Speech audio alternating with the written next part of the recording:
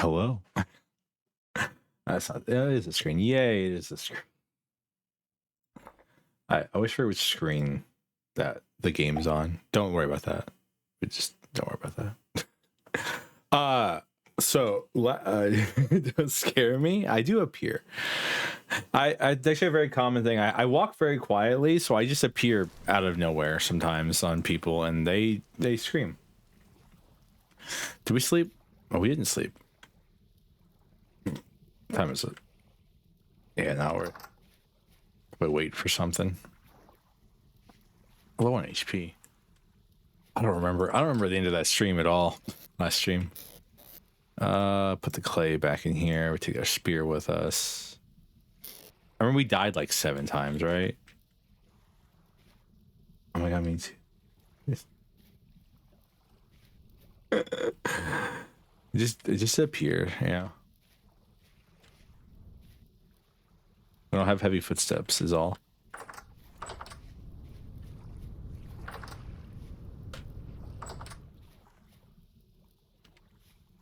What did we cook? We cooked hearty red meat and egg stew with boiled carrots. Got a lot of protein, a little bit of veggies in it. Sneak 100. Oh, that's cool. That's totally not intended, but it looks cool. It felt like the whole forest was on fire. All right. I'm assuming at this point we especially are kind of reaching a point where food is becoming a luxury.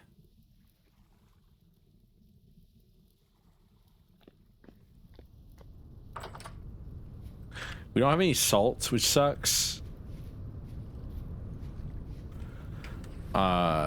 It's a calm night, isn't it? Oh, huh, that's an interesting button. You can press that. How many days until winter again? So it is currently October the 6th. So I think we're on 12-day months. So we have about 20 or so days before winter. I think. I don't know when winter actually starts in this game, but we're heading there. It's 6 degrees Celsius outside right now.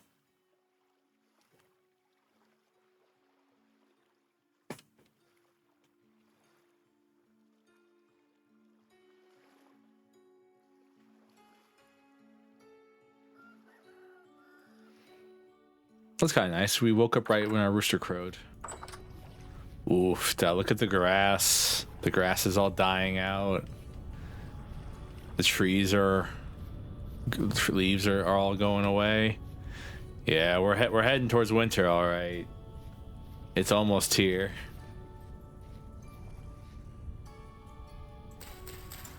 Goodbye, pumpkin plants.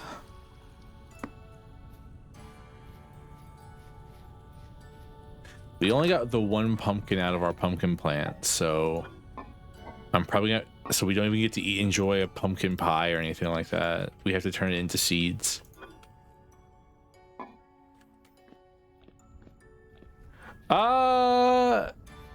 It's considerably more difficult than Minecraft, but I would say it's not that hard of a game, really.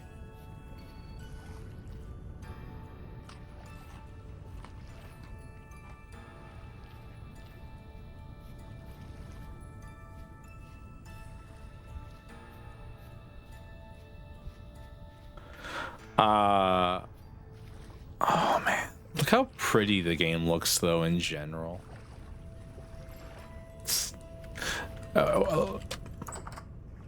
Let it be said, we only have one mod installed. Really? Is it because there's no light on this side? Is that what's going on here? You know what?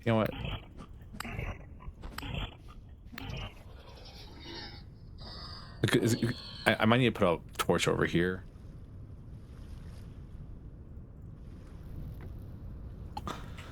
because I'm thinking that might be why we keep gotta remember not to hold a torch in our offhand. We don't need to. Oh, that's the bondage monster called a bowtorn.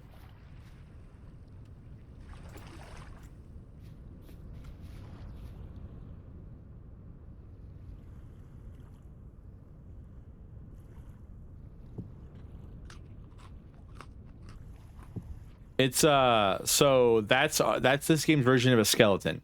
So this game was originally a mod for Minecraft, but if I remember correctly, the team didn't like the way Minecraft's like mod coding backend worked.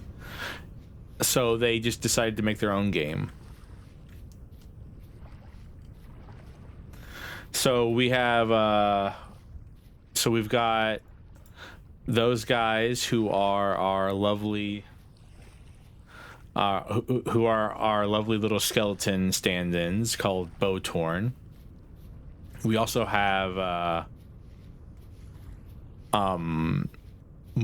there's other monsters called 1 second, I'm trying to see if I have any.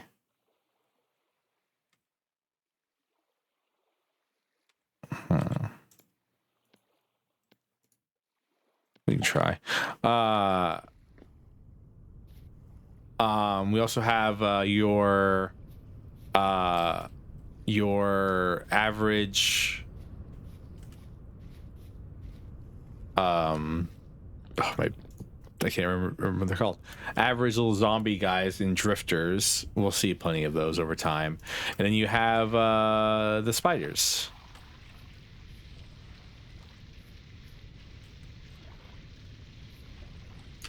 So it's a little late in the season, plant onions. And then you have the spiders, which are, I forget what they're called.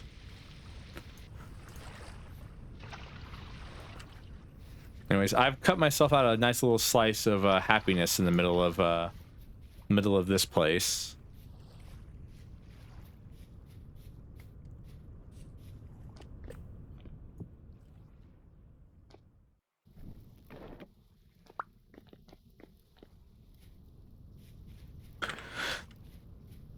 We have 2 little lakes here. We've got, you know, the mountains around. I built myself a smithy.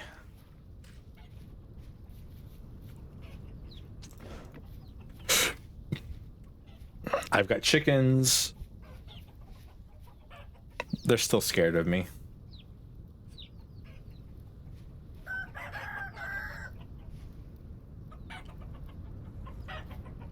Kit.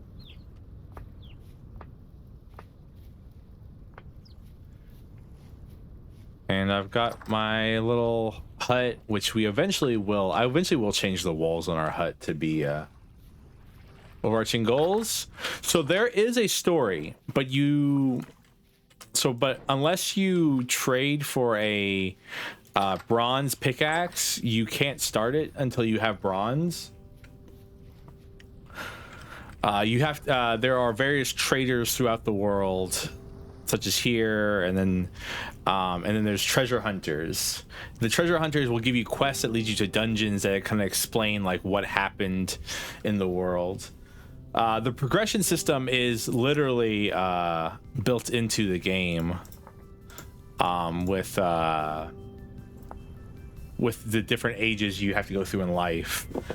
You start off in the Stone Age with only able to nap stones, and then you can collect clay and you can make pottery, and eventually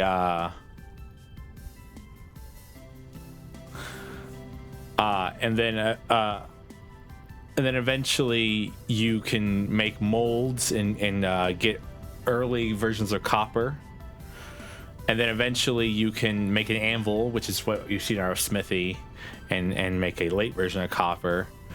And then you have Bronze Age, and then you have the early Iron Age, and then the late Iron Age, and then the Steel Age. This isn't the kind of game where though it may be based on Minecraft, you can't like knock down a tree with your bare hands. You have to have an axe. You can't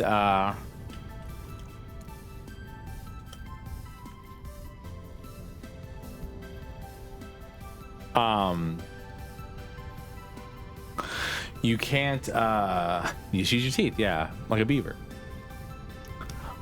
You can't gains bismuth or something. I mean, it's kind of split between a couple things. It's split between getting bismuth and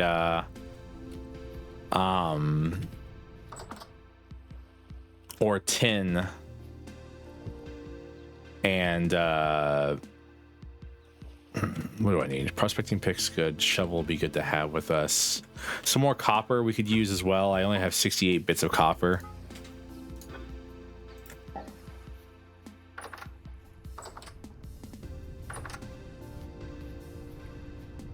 But I guess I picked up a cranberry bush at some point.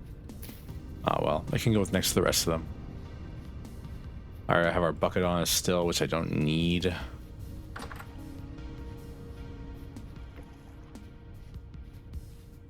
You look different today? Yes, this is my casual outfit.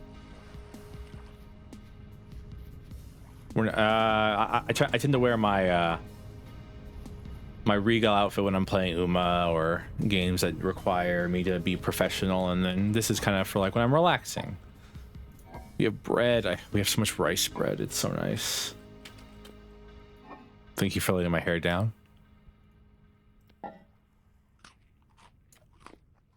A little bit of grains will help. We always need some more fiber in our diet. All right, the fat goes here.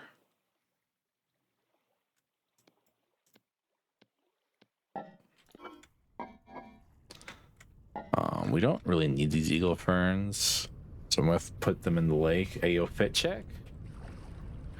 This fit actually has amateur eye.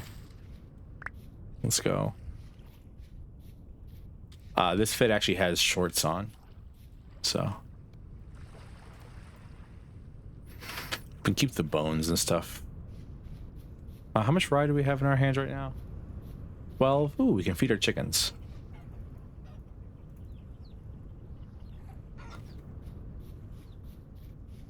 You don't have to feed your animals, but if you don't, they lose weight like crazy during winter time, which is like the main thing I'm really worried about, is our chickens losing a lot of weight.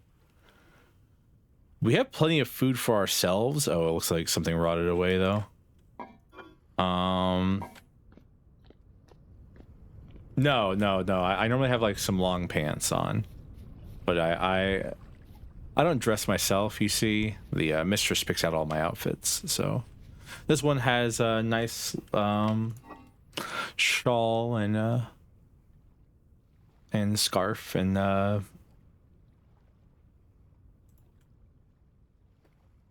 like good things. Trying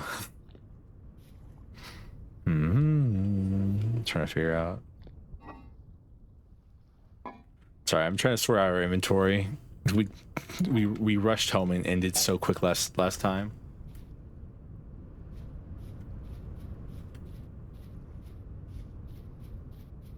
Thank you for the head pats, Naka.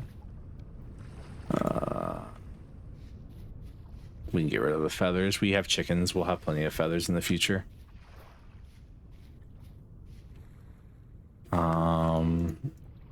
Put the bones. I can grind up the bones in this thing.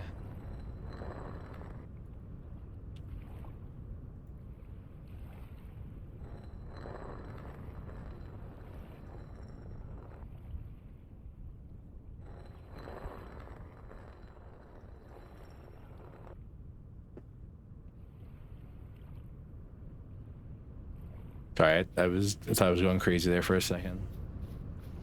Someone's cleaning right now. I don't know if you can hear it. It's very loud.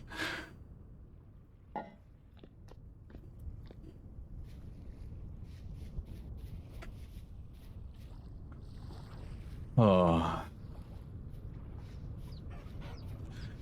Also, animals in this game get more stuff. I don't think we can. That's great. Get less scared of you as their generations go along, so you have a reason to breed your animals. We need to get. We still need to get some goats at some point. We know where goats are. I just have to find a way to transport them here. I thought about adding a mod that added a lead, but I didn't know if that was like above board for my own sanity.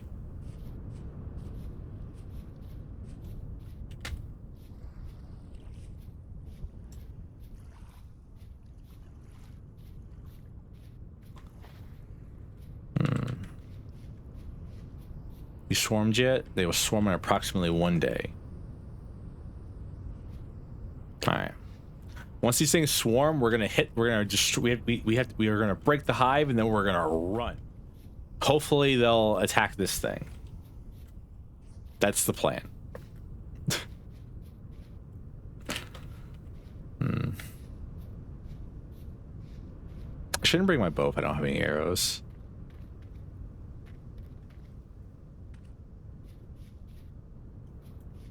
You ever like realize that you like talk like you have an idle animation, and also you like will talk like an NPC from a video game sometimes?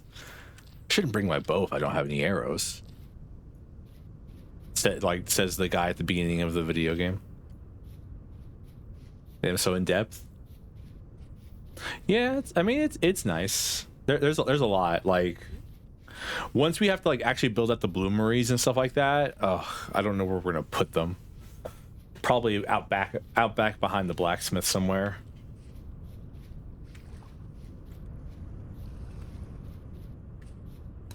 But I noticed that I have an idle animation. If I have a set of keys on me, I will twirl the keys around on my finger. The keys around on my fingers.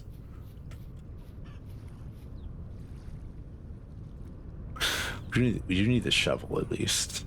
We don't need the bow.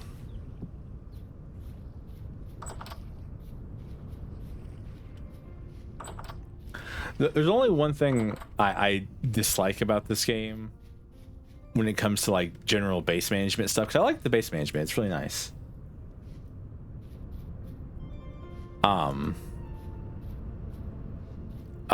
Which is the torch thing. Oh yeah, also we planted some trees.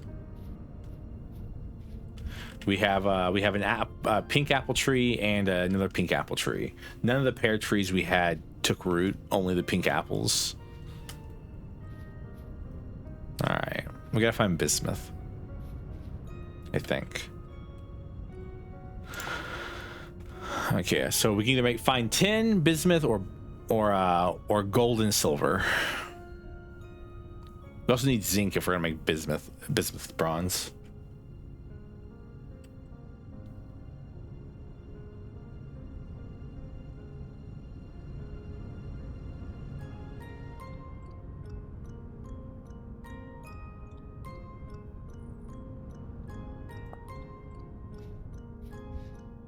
Also, this game has a banger soundtrack, like absolutely bangers.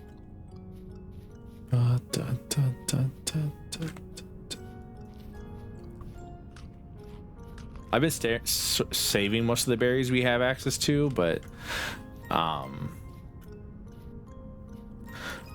will eat some while we're walking around here, just so we don't start starving.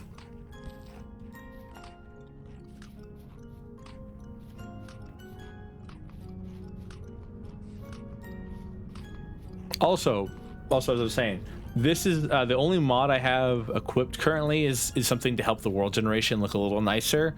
This is just what the base game looks like. And it's one of my favorite things to point out in this game is that it just looks pretty. Like, that's it. Okay, technically we have another mod installed, but that's just the game. Because if you check the mods folder, the game is a mod itself that's inside the folder. So technically it's like a multiplayer. It does have multiplayer. You can either rent a server or you can host one through LAN.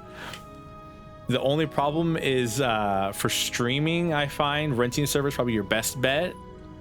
because when you host one through LAN, it shows your IP address right here when you pause the game. So if you ever need to like press escape for any reason, you will dox yourself if you're streaming. If not, it's fun.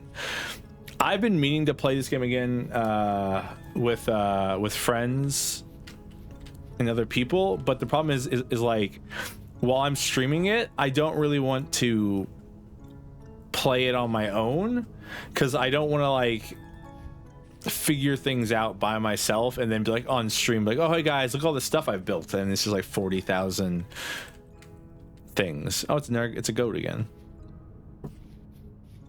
And it's like, no, I rather just like suffer constantly on stream and figure things out as I go along. Oh, do I not have another knife on me? Throw some flints around here. I can probably andesite. Interesting. Blast mining, or like not blast mining, but mining like you do in Minecraft is inefficient and bad because ores are not as plentiful. So this is the napping system. This is all you can do at the beginning of the game, is this. To make tools, you pick up either a rock or loose flint, and then you right click on the ground and you can choose a recipe, and then you have to pop, and now I have a knife head, and then I take that plus a stick and I've made a flint knife. Man, it's already getting dark. Oh, spent too much time rearranging stuff. Growing flax. I'm mostly looking for grains and wild veggies, and then the occasional chance for a cave. This is kind of where I'm at right now.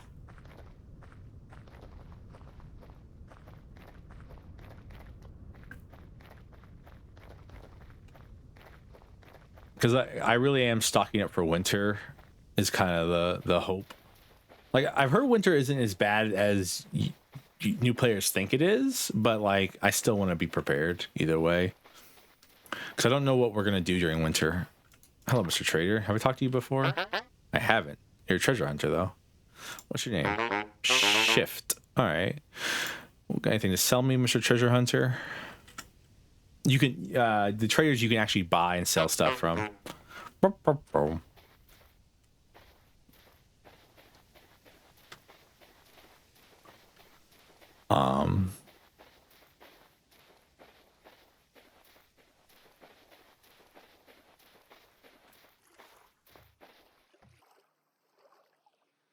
I gotta be careful dunking myself in water, because if we start getting too cold, you will freeze. I don't know how much wild food will be gone in the winter, but when I would rather have food than not. I'm sure fish will still be around, but but if the lakes start freezing, how are you gonna fish? You know what I mean?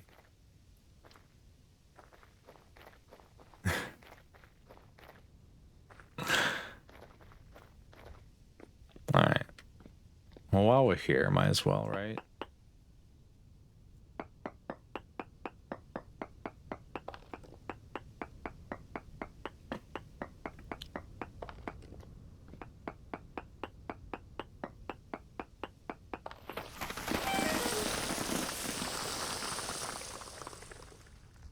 Well, yes, ice fishing is a thing.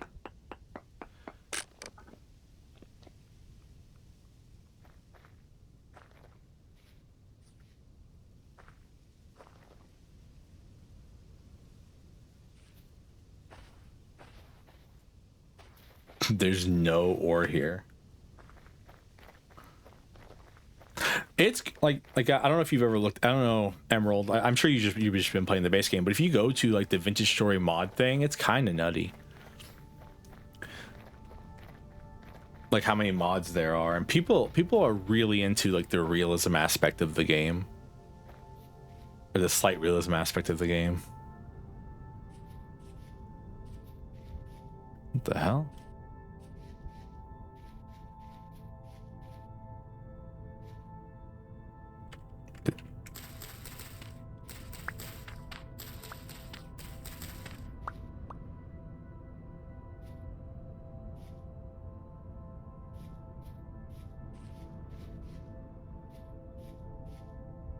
What?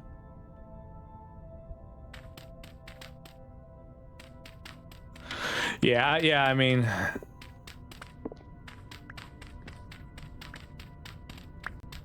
sorry, I'm trying to see why this area is glowing.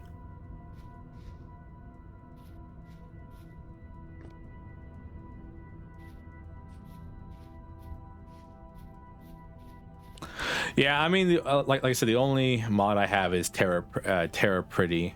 I've thought about adding the chiseling mod. You should add that if you want to get into chiseling. Apparently, it makes chiseling a lot faster and easier. I thought about adding that, but I wanted to do chiseling the normal way first, so we can, you know, see the difference, and then eventually I'm gonna go add that whenever I remember to go actually look at for it. Also, when this game gets dark, by the way, it gets dark. I cannot see anything right now. Well, I can barely see anything. Like I can see the ridges, but like I'm having to like open my eyes really wide to get as much anything as possible. There we go. Yeah, it's just a simple little addition where it's like, oh, hey, it doesn't have to be overly complicated. It doesn't have to like change the entire way the game is experienced, but it's enough to be like, oh, hey, this little detail makes it where you have to like interact with the world a little bit. It gives some feeling to the game, in my opinion, rather than doing everything in a 3x3 grid and all that. I accidentally planted this flax here. Excuse me.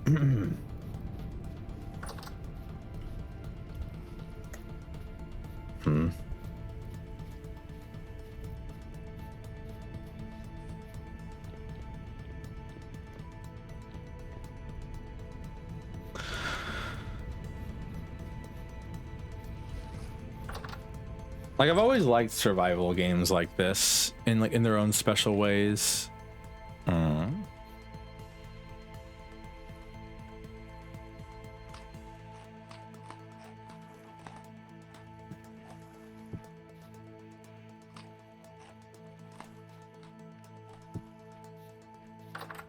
Man, that egg meat stew I've made is so filling.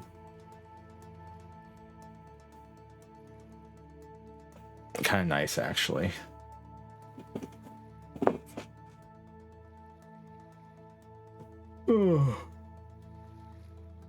Again, though, I want to get some goats.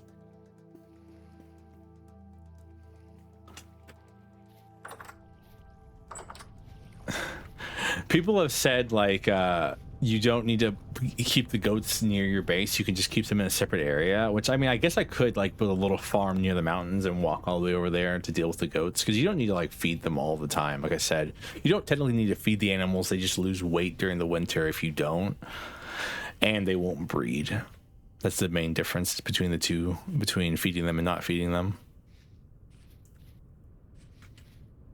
Growing turnips. I swear, I don't know if wild food actually grows or if it just stays in a perpetual state of growing. This cherry tree, I was hoping it would branch off so we could take some cuttings from it and plant some cherry trees near our house. After its first harvest, we might want to cut it down. I might cut it down and then replant it somewhere else.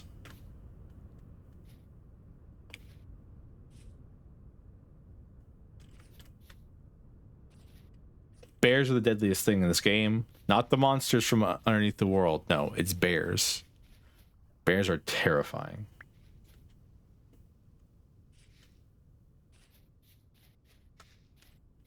Well, there's quartz.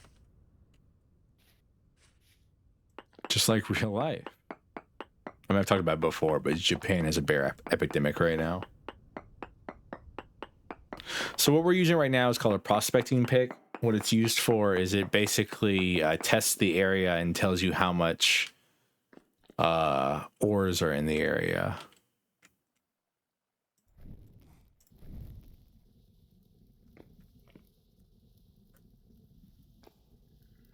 You can see it down in the chat log.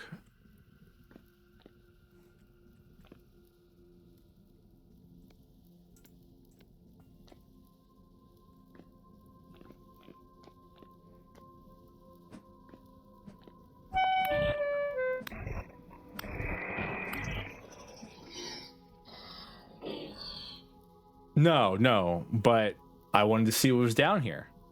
And look what I found. Something.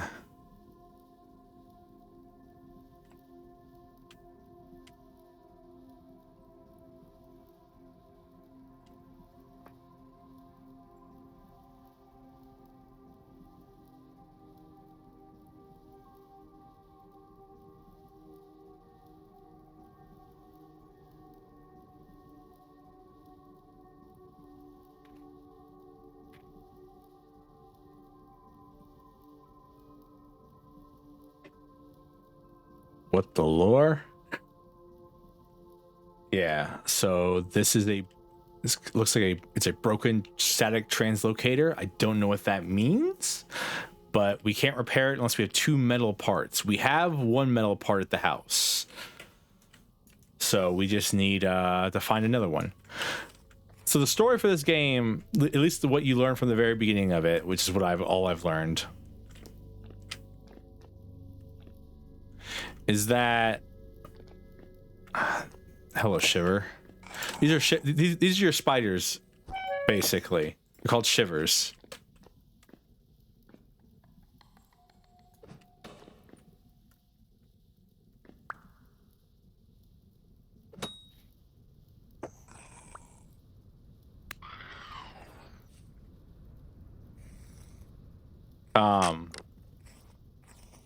Don't think too hard about it. All right, they're corrupted spiders. They don't belong in our kingdom of spiderlings. The idea is that from what I've learned from talking to the traders, which is the only lore bits I've learned, is that the monsters in this world committed some grave sin against some god or another and have been cursed to walk the plains as they are. They used to be people, and they were highly advanced technological society, and they committed a sin, and now here they are. Our world is gonna get a little fucky at some point, just so everyone knows.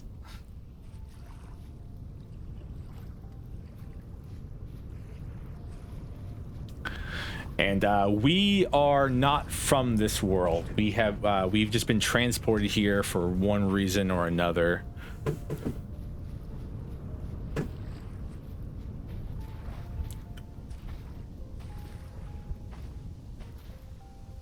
And we're trying our best to survive.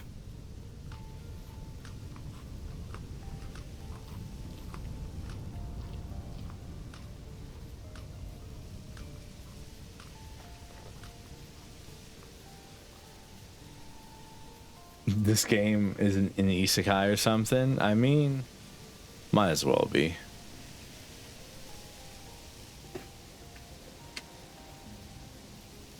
Talking about games where you're just trying your best to survive. Anyone here ever play Factorio? I go crazy playing Factorio every single time.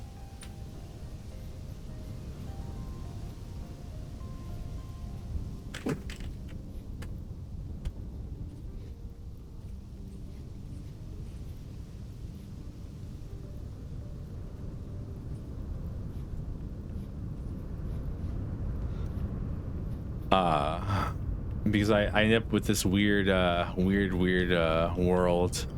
Because I always try to do train settings, so the kind of settings that require you to actually build train rails and stuff like that and defend them. But the problem is the starting off for those is it's a little rough. My factory ends up being a little bad, and I always get mad at how little space I actually have to build things, and then I don't actually ever learn anything. It's a whole problem. Hey, another goat.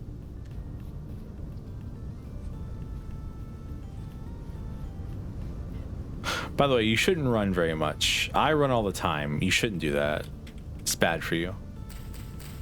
Running uses up so much stamina.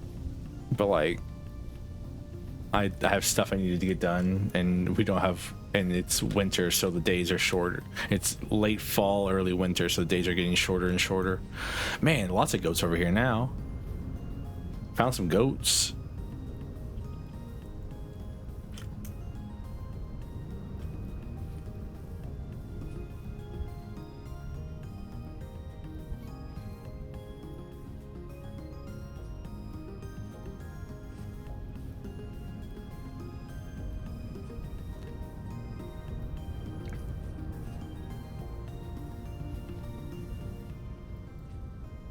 Catch them. I don't have fences, and I don't have a way to like actually keep them stationary.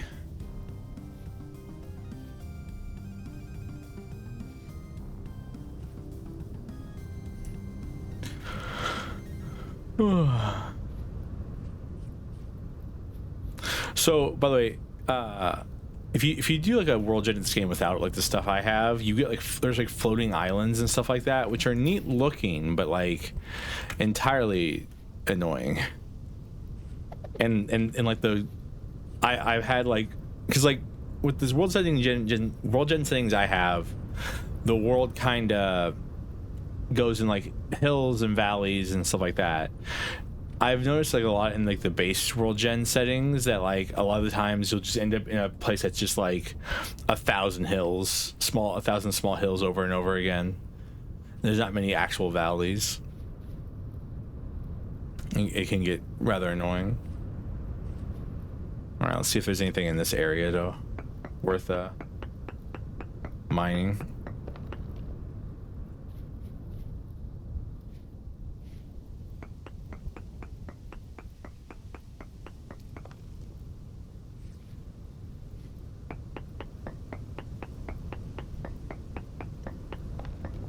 One more sample.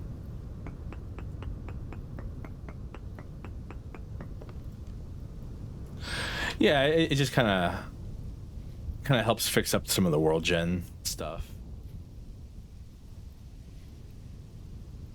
Of course, the Terra Pretty world gen that I have is a little broken because I updated to a patch that I thought would do nothing, but apparently it messed with some of how the coastlines. You're looking mountain. It does some.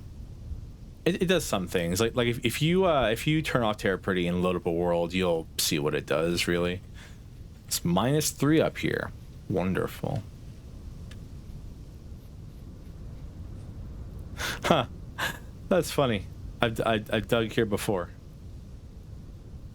I'm getting kind of back to where I was originally. There's a quartz cave over here. I should go investigate that quartz cave.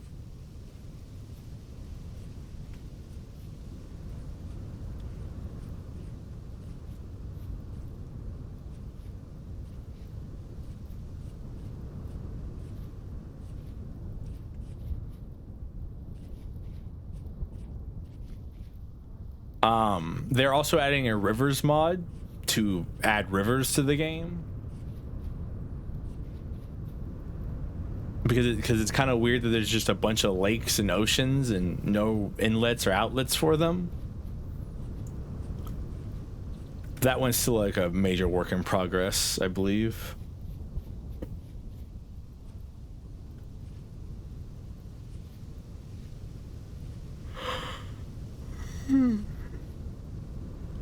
I like fish. That's probably one of my favorite things. Is the little fish and the variety of fish that are everywhere. Onions. Oh, hey, Nova. You want to meet Jerry the giraffe? No, no. If you go to the ocean, there's varieties of fish. Yes. Okay. Where did it spawn at?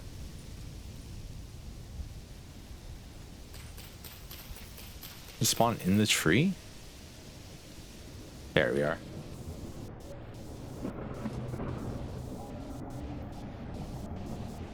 So right now we're standing in a portal to the Rust world. The little gear you see in the center, that's our temporal stabilization. If it gets low enough, we end up inside the Rust world and take damage and stuff.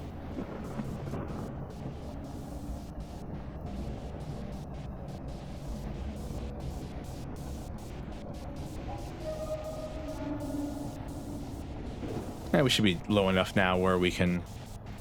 Aw, nope. Aw. It's kind of hard to see when... Also, the world starts free glitching out and stuff. When your temporal stability is low. Alright, we go.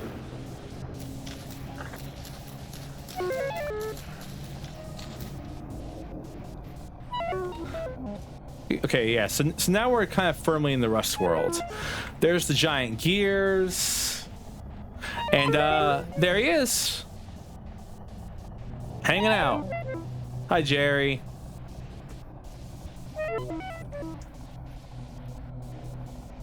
You can't ever actually go to him. He doesn't, he's just a background object.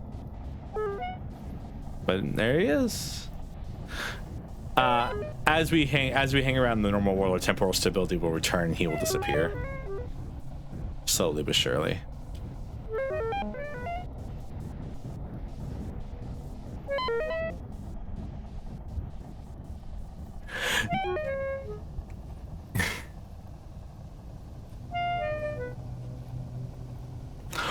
If your temporal stability is low enough or long enough, you could be attacked by ghost enemies.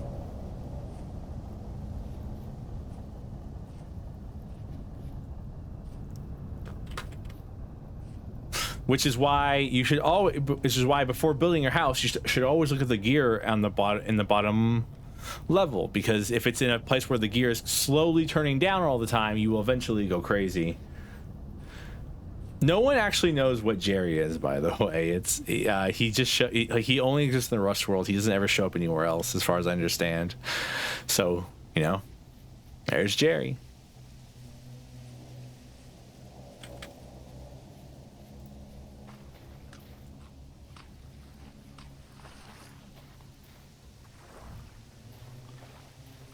I don't trust Jerry.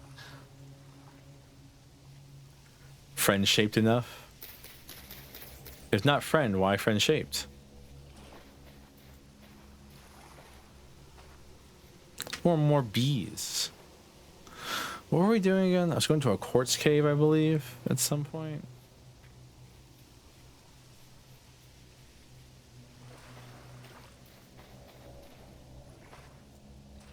Porque no los dos? I don't speak Spanish. As you can tell by my very gringo accent. Are these edible? I have to check when you pick up mushrooms. You have to check, because sometimes they're poisonous, and they will actually hurt you. This sounds edible, but it also sounds poisonous. See, like that one's poisonous. Gold cap milk drops are poisonous. You can't have those.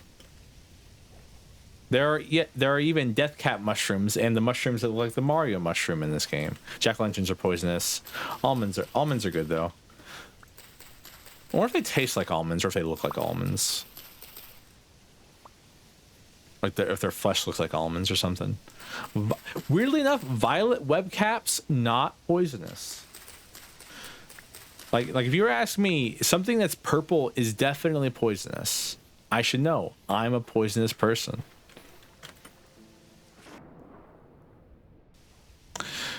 Yeah, so if you look down here, we have current rift activity. The rifts to the Rust world are what summon the monsters at night usually.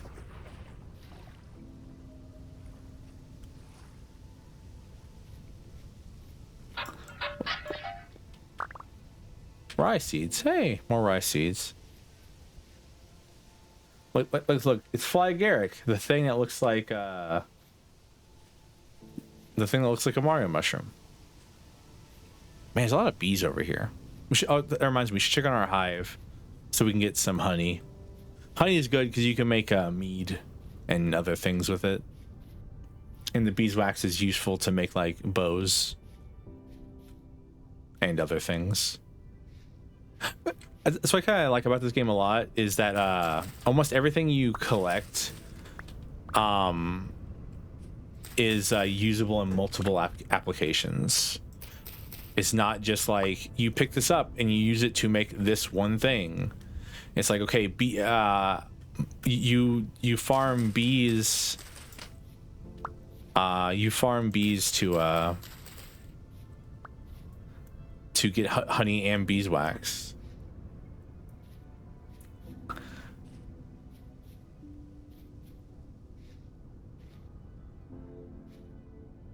Just be yourself.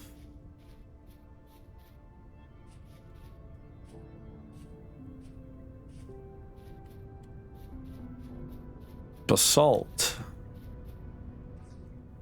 Yeah. The in-game manual is probably one of the best things because it lets you just like go, okay, what am I doing?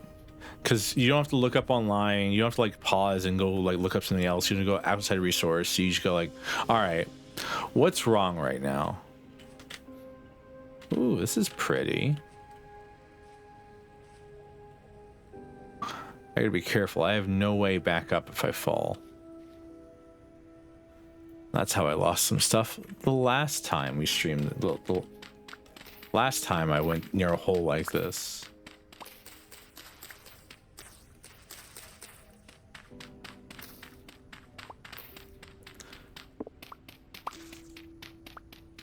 So there are settings natively in this game to make it where dirt and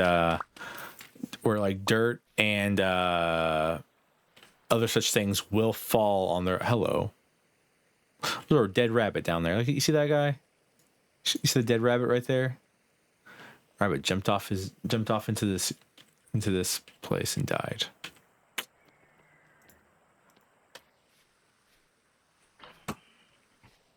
All right. You know what? There's too many of them.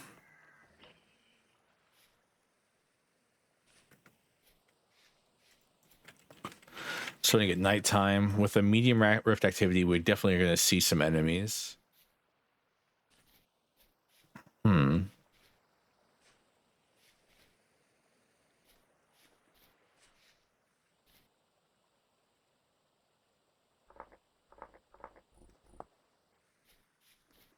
We'll return.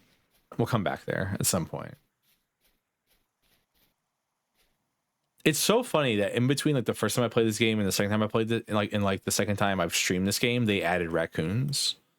Raccoons are a new enemy for me because like the first time I played it a while back, like there was just only like goats, chickens, and rabbits, and like fox and wolves and bears, and then they added fucking raccoons, man.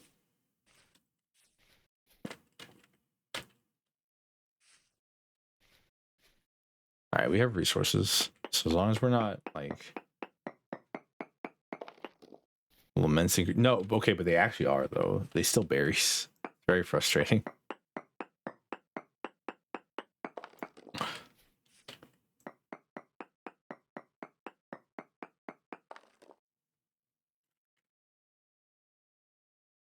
Ooh.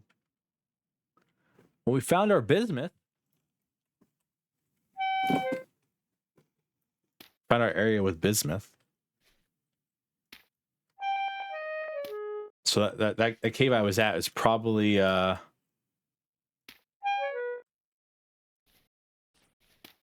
probably has something in it. Yeah. By the way, that's me. That's what I sound like. When you start creating a character in this game, you can choose what your voice sounds like. And I chose this noise.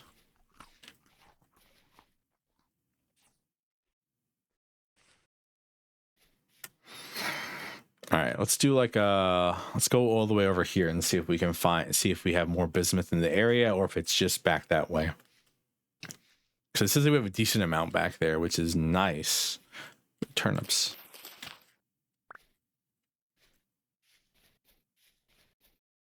Don't start like they are all in on Don't Starve voices. Like you have that. I think I have a harmonica voice. I forgot what it was. There's a trombone. There's like the traders have them too, so we'll hear a variety of them as we clarinet. Yeah.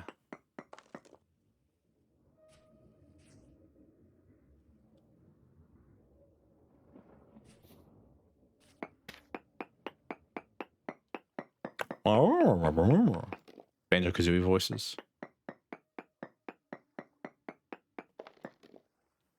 All right, so the bismuth is definitely more back that way.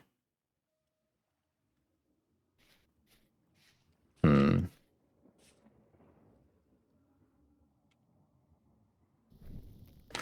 right, let's go home.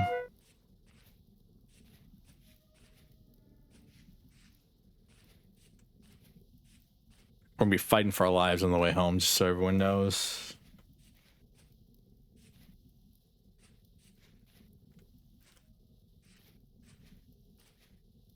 So like one of like the so for stream context, because I'm talking about my Discord, I'm on like 3 medications, and one of the things about taking so many medications is simply that my mouth now tastes weird because it's killing like anything that possibly could be unhelpful for my mouth health.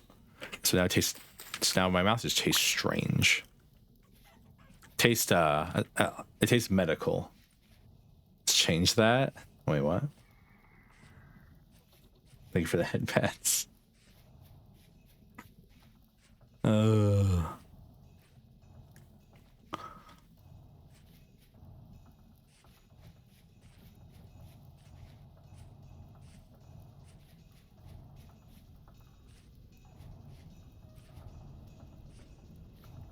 Ow. Fuck off.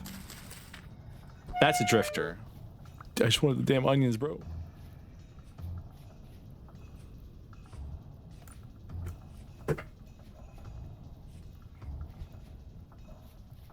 I just spilt water over myself. Great, awesome, wonderful. Ew.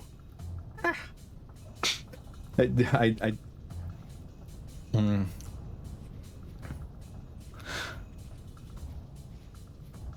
also have me using like a mouth rinse right now just to make triple sure like if there's anything possibly in my oral cavity that could go wrong.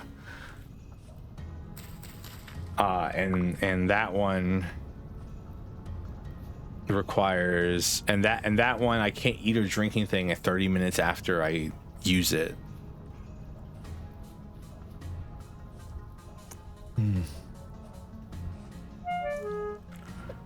No, my knife.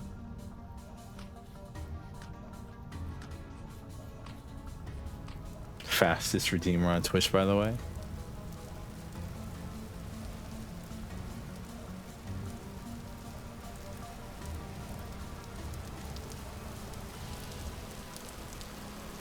I need to be careful. So water can actually put your torches out.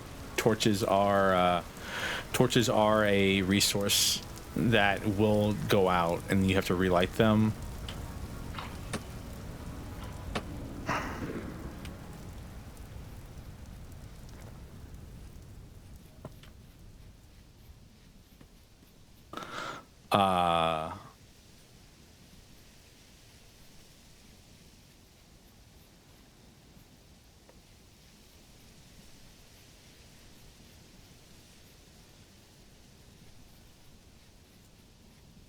And then the other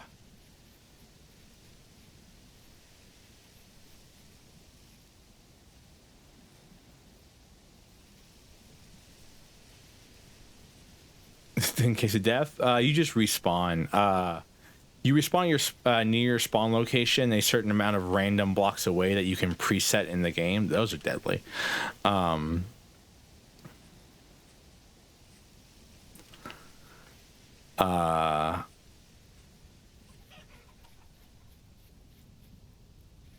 Oh, hey, look, we found the treasure hunter. We can hang out here for the night. He should have a bed in here we can sleep in.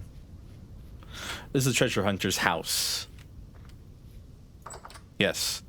Some of these guys actually have houses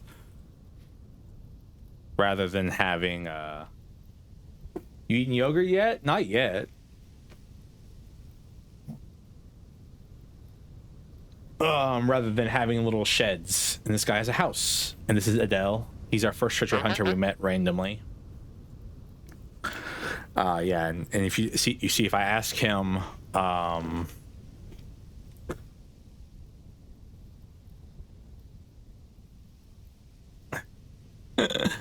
if I ask him, he'll tell me, bring him a tin bronze pickaxe.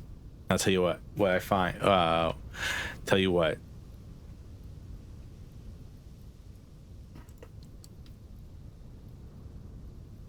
Yeah, and so like if you ask them about the monsters, he says, you ask them, what are they? Oh, those miserable souls, cursed ones, drifters. They come and go, lost in grief and rage, punished by God. They were. They could seek atonement, but nay, all they wish to do is spread more misery. Punished by God, what crime could lead to such a dreadful fate? They challenged God himself, and God cast them down into the earth and wriggle like worms. They remain there still in the deep. It's not safe down below. Not safe at all. Found high fiber gummies at the store. That's good. Good night, chat. Hung shu, me.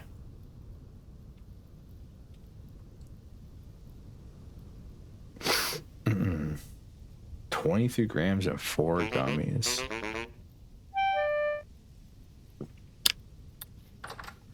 Alright, cool. It's daytime now. Yeah, we're hungry. While I like the hunger thing, I do get mad at the game sometimes. Like, yeah, I know I'm hungry. I'm trying to get home. They also do have protein. Is protein the new buzzword? Because, like, you know, a while back it was like low fat or low sodium and like gluten free, and now it's like everything has protein. We've got protein rice, protein bread, protein gummy bears, protein Skittles.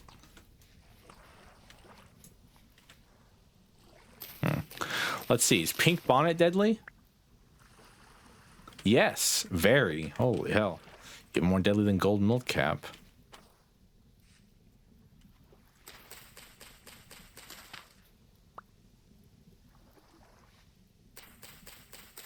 Protein water. Yeah, we have protein water.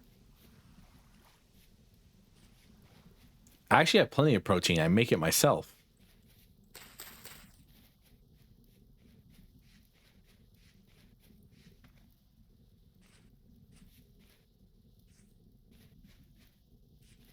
I'm chronically below my dietary needs. Okay, eat like more chicken.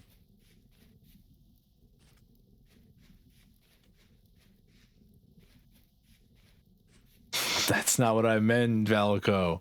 That's not what I meant. Because, you know, you build proteins in your bloodstream and stuff like that. Wait, I don't think it's in your bloodstream. It's in something or another. I do genuinely believe... I genuinely wonder if...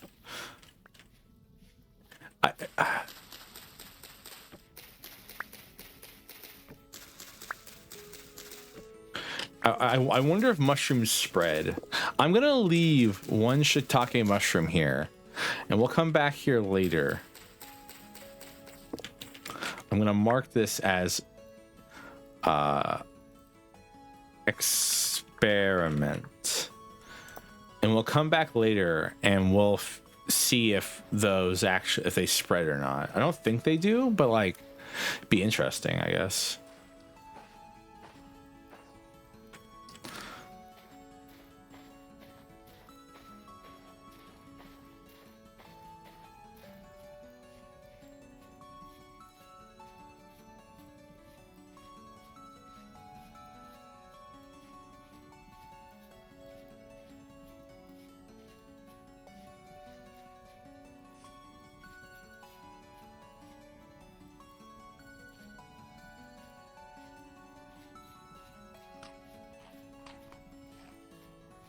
Do indeed give protein. I mean, like, this conversation cannot be as cursed as the one that that started the heartburn question, right?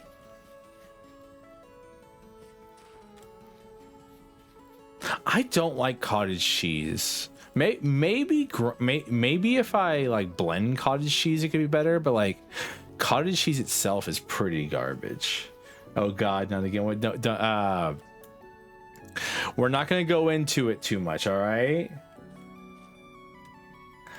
But I posed the question: could semen help defeat heartburn? Cottage cheese. I used to love cottage cheese when I was younger, and now I don't. It's just not me anymore.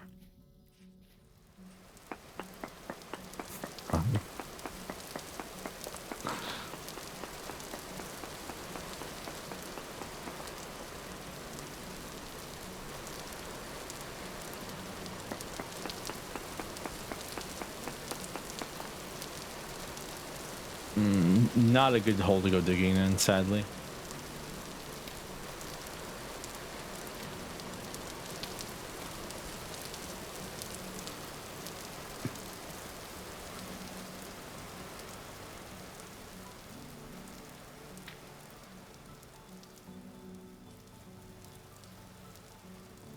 Valco, so you're Valco, that's where you're wrong. Drow don't like anyone but Drow.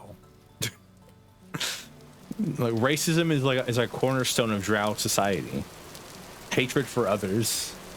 Hell, they don't even like Drow. Drow hate everyone that, like, this is how it goes. Yeah, I was gonna say, that's how it goes.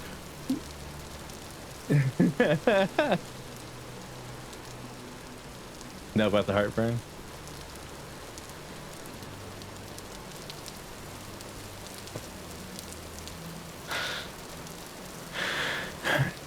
Drow hate. It's that one Simpsons meme. Damn surface elves. They ruined everything.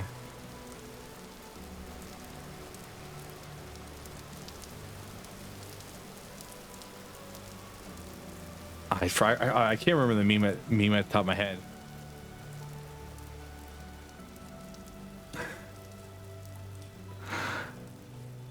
Oh no, it's like basically it's what's his face talking about the Irish. I wrote his name. I feel so bad right now. Talking about the Irish, and he's like now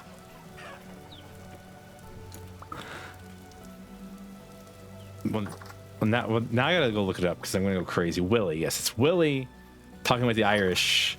And then Principal Skinner says, oh, you Irish folks seem like a contemptible bunch. And he says, you just made an enemy for life. What the hell?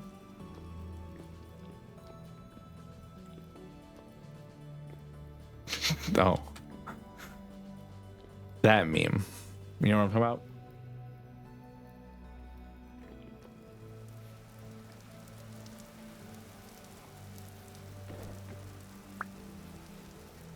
If you're asking what I'm doing right now, you have to do this every couple days. It's damn Scots, they ruined Scotland. Yeah, damn Scots, they ruined Scotland. You Scottish people seem like a terrible bunch. You made an enemy for life. That's basically Drow society. It's like they hate everyone, including each other, but they hate everyone else more. Reminder that Drow are canonically chaotic evil when by themselves, but in society they become neutral evil. Honestly, very German.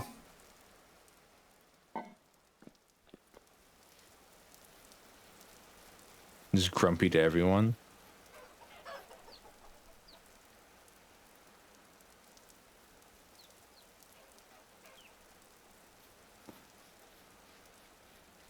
Do you count as in society? Yes. I live. I go to a Drow court. I live amongst other Drow. We do live in a society, chat. Put on your Joker male faces, Joker Max.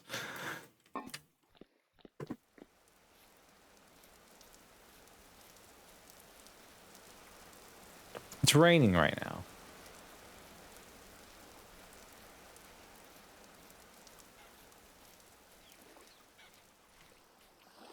What cage? Don't worry about it. All right.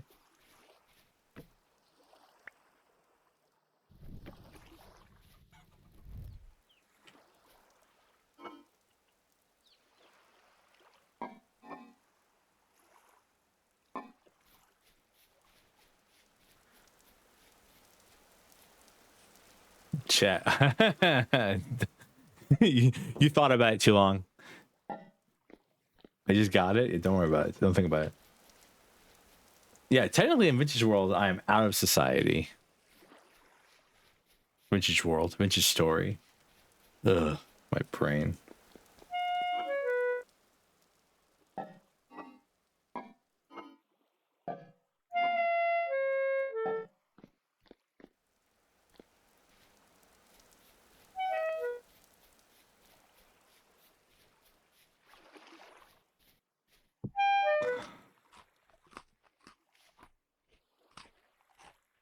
Yeah, I mean, this is insane. Look how much satiety that one meal gave me.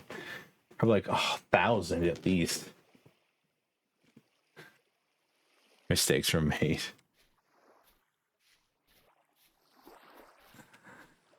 I don't really need the limestone stone.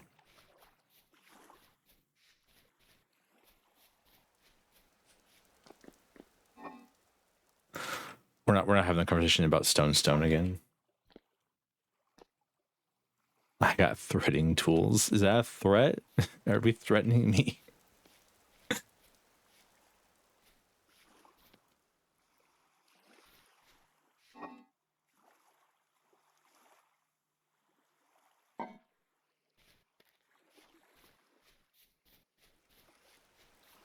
Thank you for the headbands.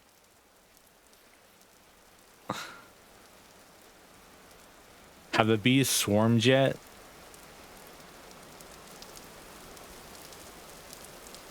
They did swarm.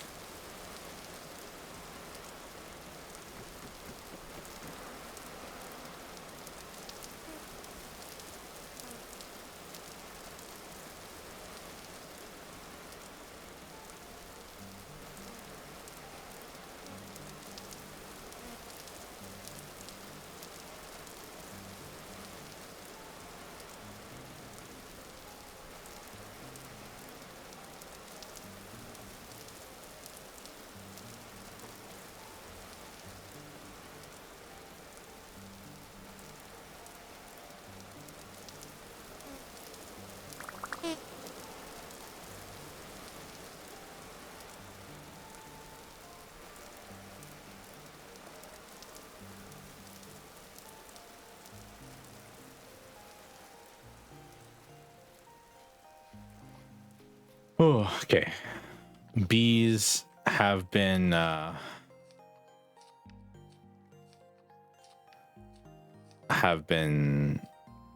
defeated, and the beehives have been destroyed, and now we have beeswax and more honey. If we were to seal this off, we could make 1 liter of mead in 14 days. Honey is also used to make jam, to make berries last longer.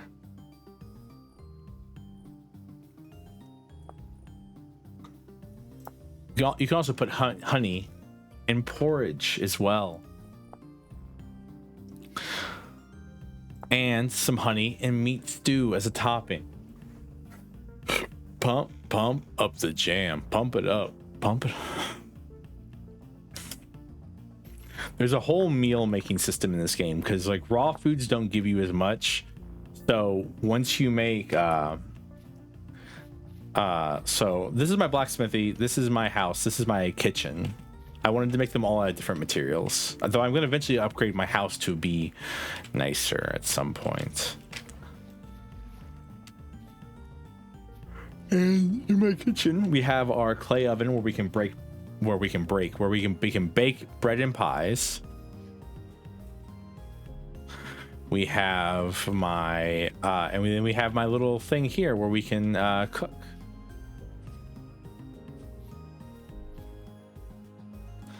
And if I take this out, I put this over here.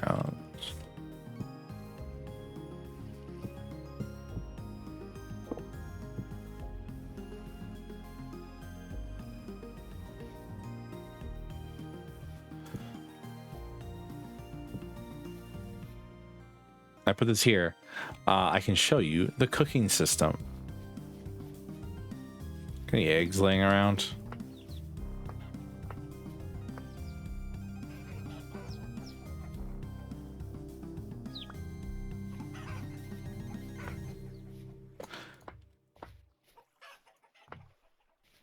Hold on. Pet him, cook. What? Let him cook. Pet him. Pet him, cook. Pet him. Do it. And I can show you that, like, you take like 2 things of eggs, and grab some veggies. Thank you for that, pets. Some veggies. So what's your cosplay's goal? I'm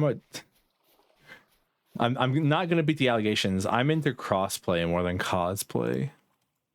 I want to, like, I can't remember the name of the character, but there was a character I wanted to crossplay a while back.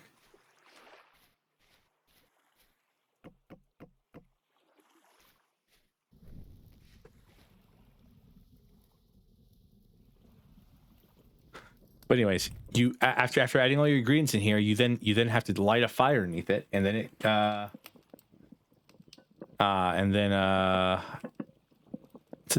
We're now cooking. And it takes a little bit, and then you have food.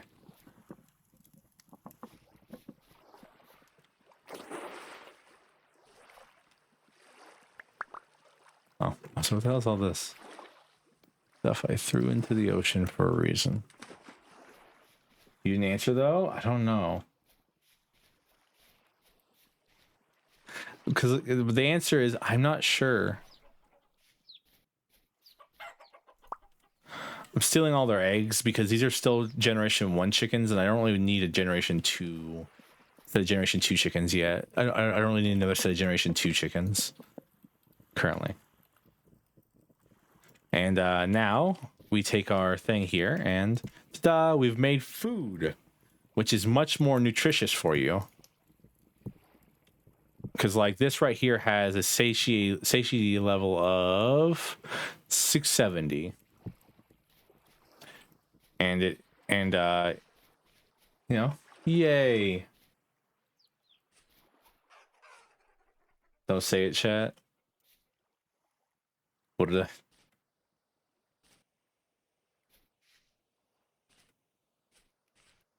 Revy?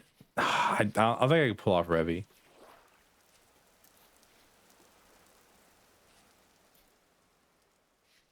Oh. I was like, what? I was like, all right. The amount I said is a funny haha meme. I was playing Limbus Company, and I think I said this last time, but I was playing Limbus Company, and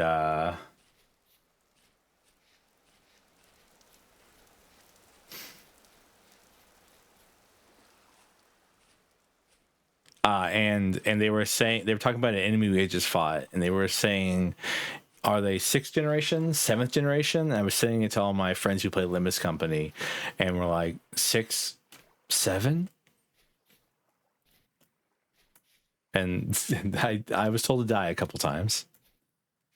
I had to quit running around in circles. We're not accomplishing anything with it. You know what? If we clear out all this clay here, we could probably put the bloomery and everything here.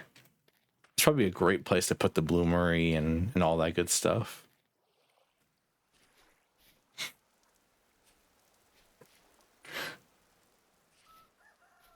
See, everyone thinks, you know, I know so many memes. It must be, no, it's because I'm just covered in brain rot.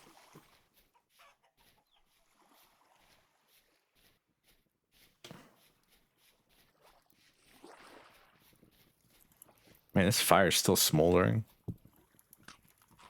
All right.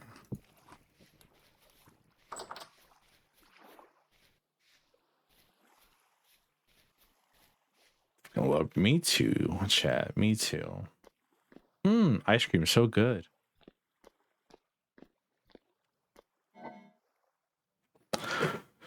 And like beeswax is used to make a longbow. You can use it to seal Crocs so they last longer. You can use it to make cheese better. You can use it to make candles, which then you can use to make lanterns.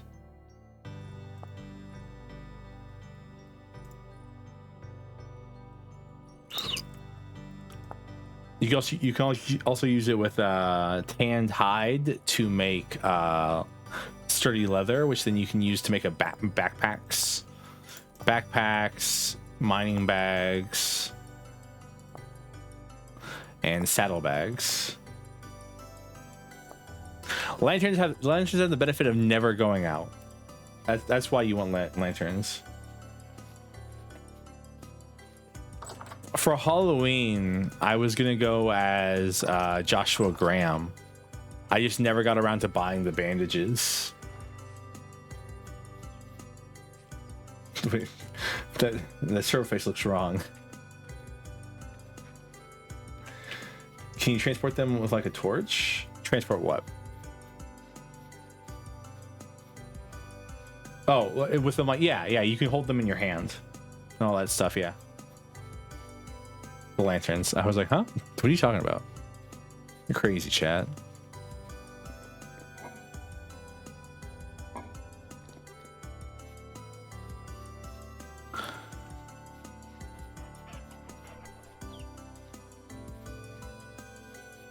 I might have to separate the cock into a different thing. We don't need all our eggs fertilized. Unfertilized eggs would be nice.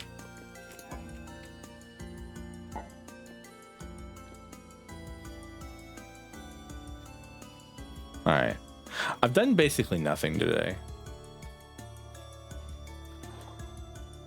The cosplay will be one step away from security guard, by the way. Yeah, I still want to get. I know he'd like yell at me for it, but I want to get a Stuart Wardley wrap on a vehicle. Like, you know how people have like their favorite VTuber anime girl on wrapped on their vehicle? I want a Stuart Wardley one. I just think it'd be funny. Like, who's that guy? Oh, he's the best VTuber I know. It's killing it out here in the VTuber scene.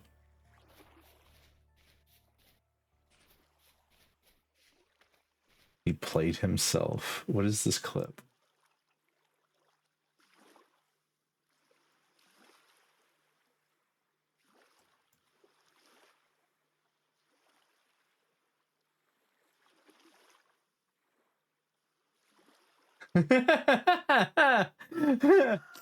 Entirely wrong one. Good job. I mean, that was kind of funny though.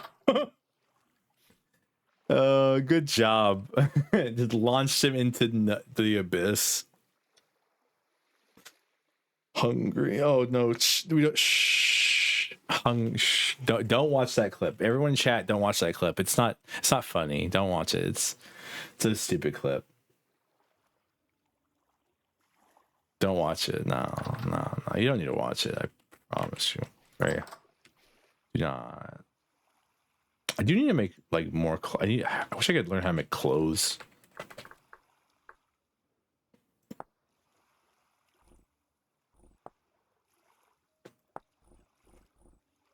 You can buy clothes.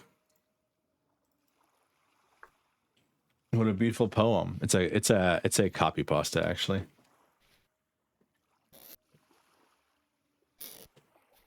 It's one of the many daddy copy pastas there are out there.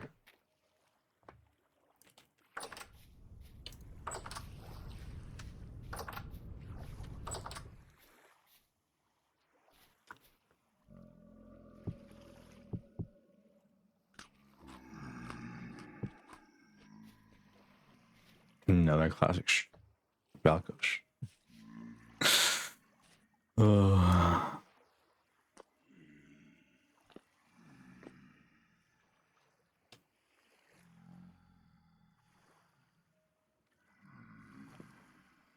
Well, this one because of the laugh. I do be laughing. Okay, but Valley Girl Servo is amazing. All right, that's the one I'll agree with. Valley Girl Servo is a national treasure.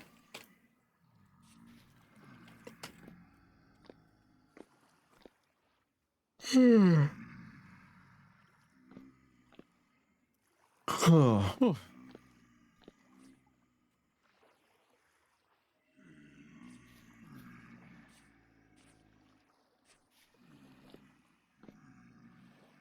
So right now, rift activity is very high, which means there's a lot of monsters outside. He's praying. Look at him.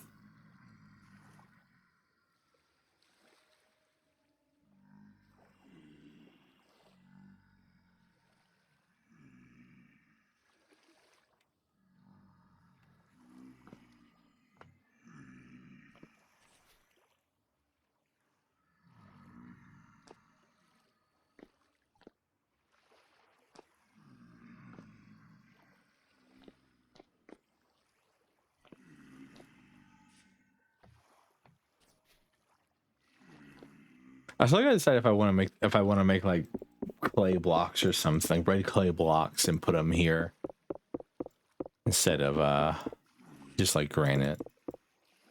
What you doing? I'm thinking. There's about 4 guys outside this door right now, and so we're kind of just gonna wait inside the kitchen until they go away.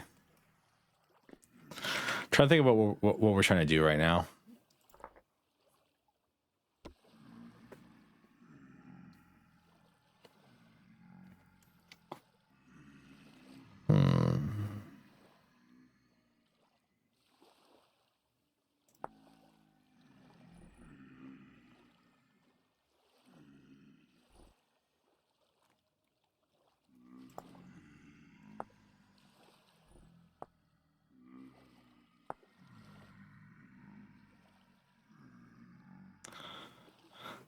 If I almost wanted 0 points per much.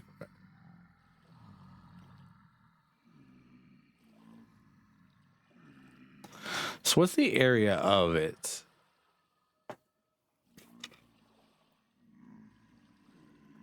So for every 1,000 rock blocks.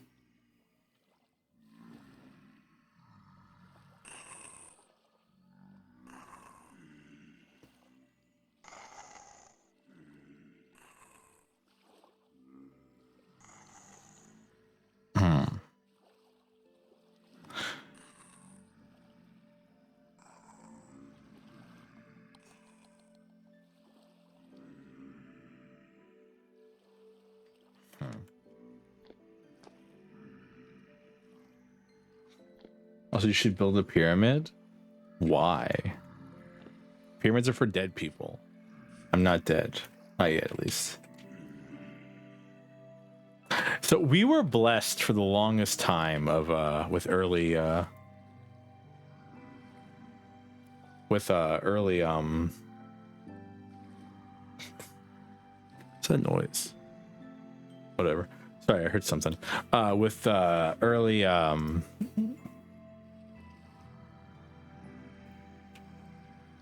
like the entire beginning of our playthrough being calm riff activity, and now we have nothing but very highs and mediums, and so we're suffering for it because I'm so used to being outside and all that.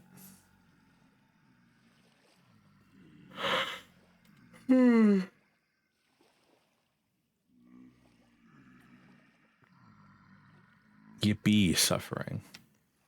At least you have food in here.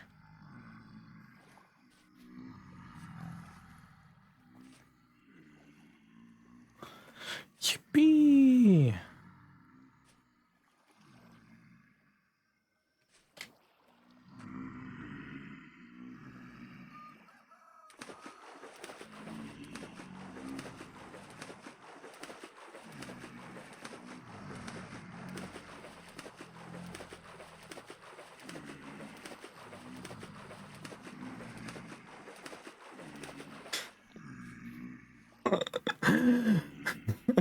Sorry. I just wanted to go splish splash for a little bit, all right? Kind of bath. It's technically where I get all the water for our bread, but now it's filled with like the dirt from the floor, so don't know exactly how useful it'll be. Ew. It's our sink, actually. The river wasn't purified water anyways, so. Oh, it's like 6 a.m. 6 a.m. 6 a.m.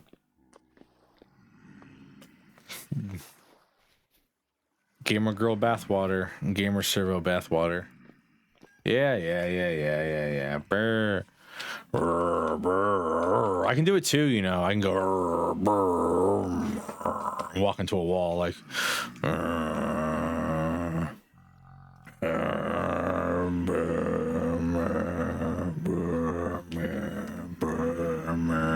See, I can do it too. Go away. It's the middle of the day already.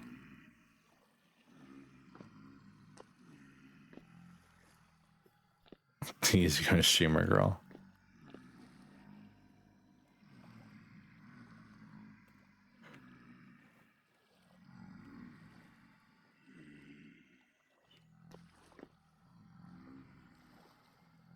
Man, they really want me. Don't you want me? I don't know the rest lyrics to that song.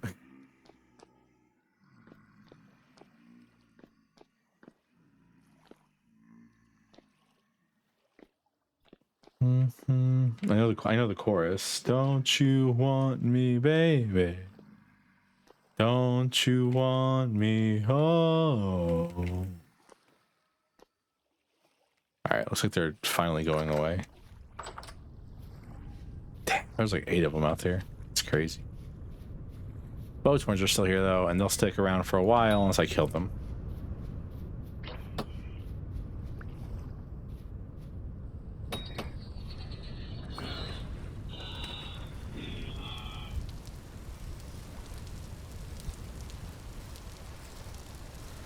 Leave it when I hear that you won't see me. There you go, found it. What's up, buddy? Come to fight? Get out of the chicken pen. You're not a chicken. You go away too.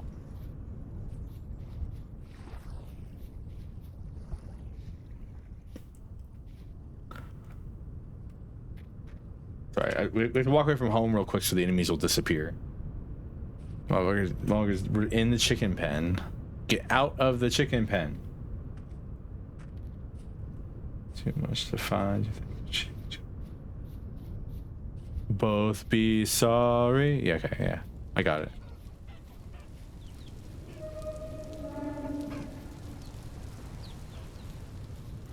So one time it spawned a rift right on top of this, right on top of my door to my smithy, so I couldn't go into my smithy for a while. It was really frustrating. All right. I think what we're gonna do is we're gonna go back to that area with like high bismuth, which is all the way down here, but hey.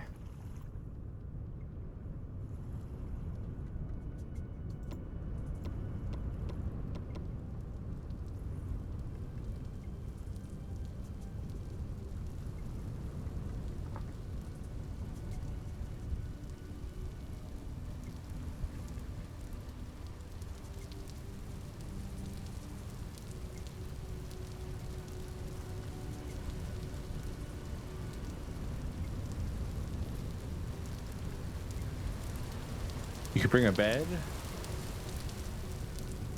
What we need to bring is food. What we have here is a... So what I think I'll bring this crock and this bowl.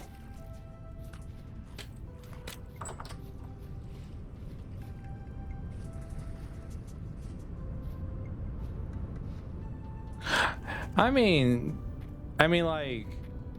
Lips of an Angel is a song about cheating on your wife, so like, you know, people I don't think people like actually listen to the context of the songs.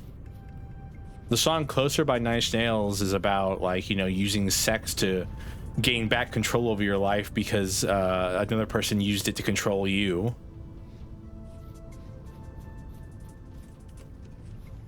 So, like, people don't listen to the lyrics of the songs.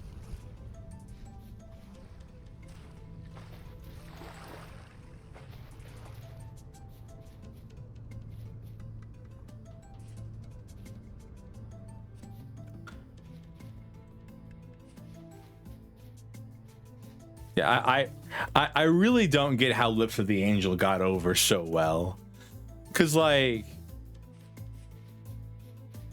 the first lyric, he talks about how his girl's in the other room and he wishes that the girl on the phone was her. It's like, come on, Jane. I actually never heard Janie's Got a Gun, so you'll have to inform me what that one's about.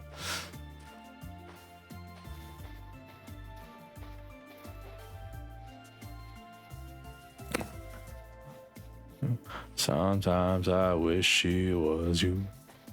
Father abusing his daughter. Damn. We're going crazy out here, chat.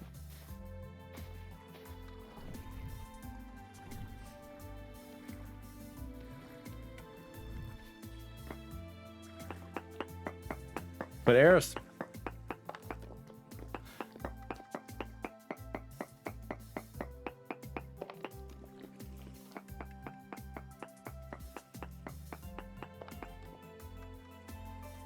Very high cassiterite.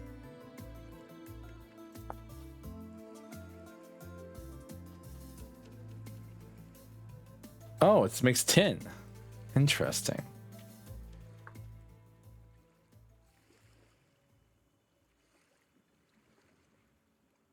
Everybody hurts sometime, and everybody lies. Everybody hurt. I never actually went back and watched that video. I don't know how to use this information. So should I, like, how should I dig here, I wonder? Because if it has very high chances of having the material, shouldn't I just dig here somewhere? I mean, it says for every 1,000 blocks.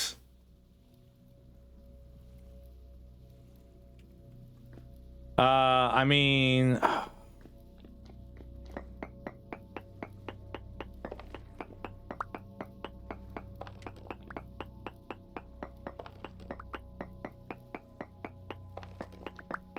yeah.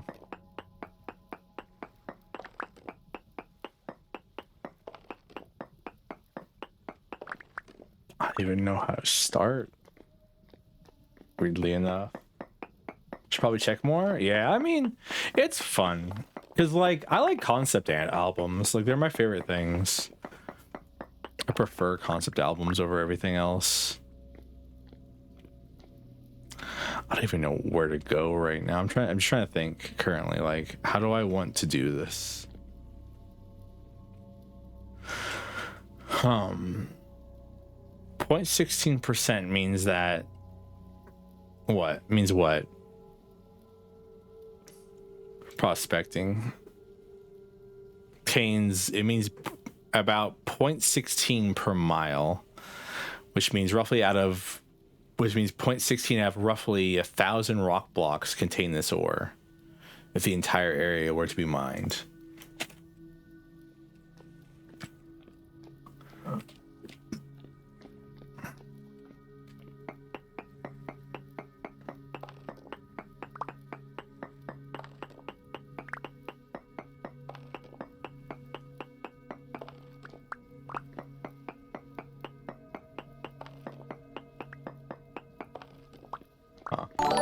Hello, Strixie Strixful, and hello, Typicality.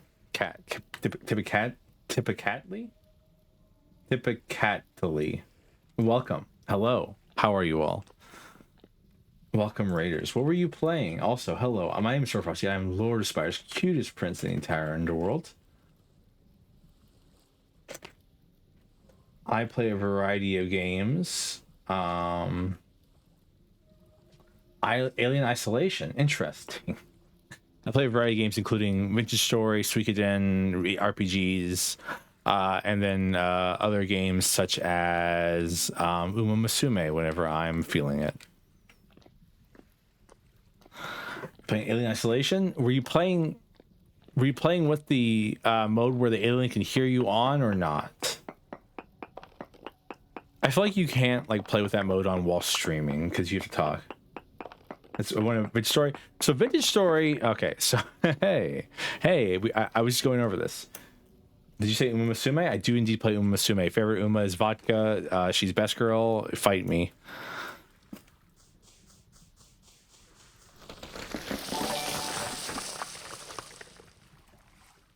Thank you for the follow. Typicality. I'm just gonna call you Tip. Is that all right? Can I call you Tip? All right. There goes all my torches. Awesome. Sure. Okay. So Vintage Story is your was originally a where are you shooting me from? Ow! Fuck you. Excuse me. Vintage Story. Ooh, wow. There's actually some deep caves here. I should probably go here instead of mining up just randomly.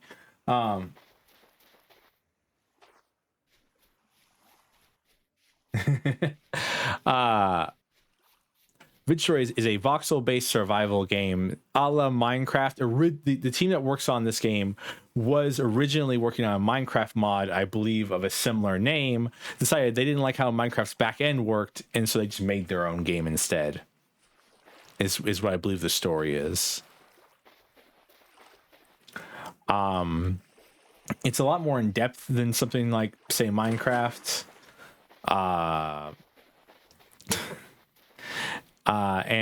There's we're about to go into winter soon, where it's October the 10th. There's only 12 days in each month. We're about to go to winter soon, and I'm terrified.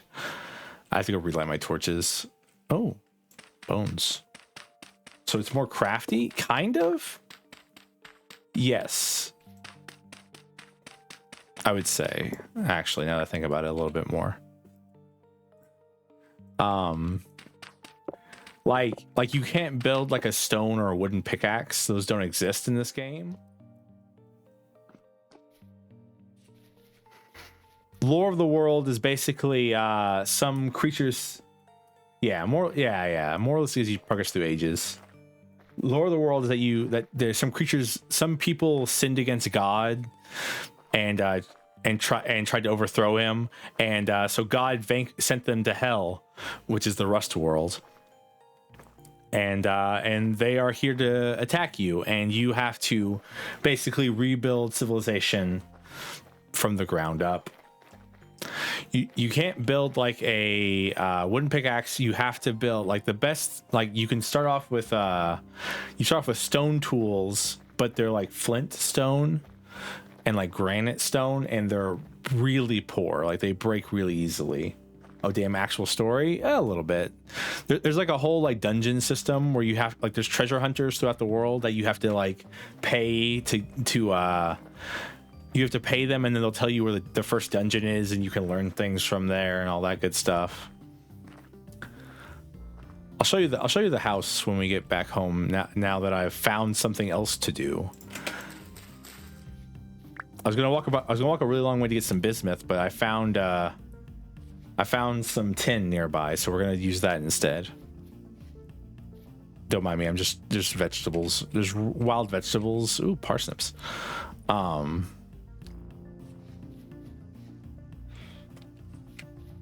Wolves.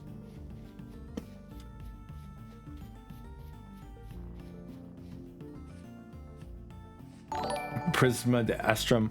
Oh, I interrupted myself earlier to talk about Vintage Story, but for everyone who's followed Tip and Prism,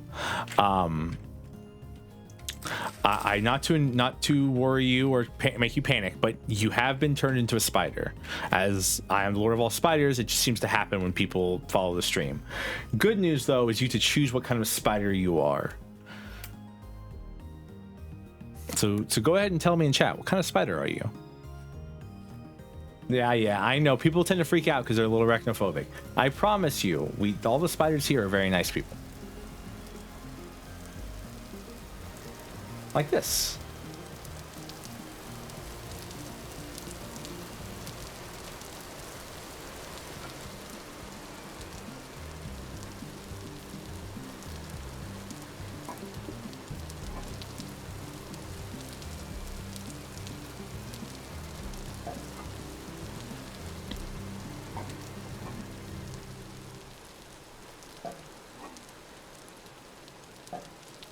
Jumping spider? Very common choice. So this is our little abode. Our house is made out of wattle and daub that we built up.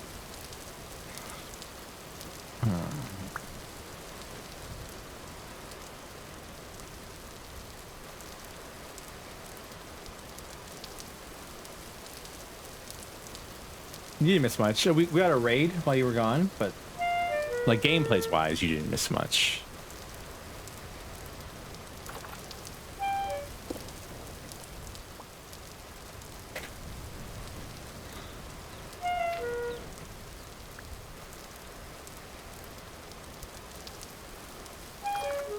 This is our kitchen. 1 second. Sorry, I'm starving to death right now. So give me a second and I'll continue yapping. Beep, beep, beep, beep, beep.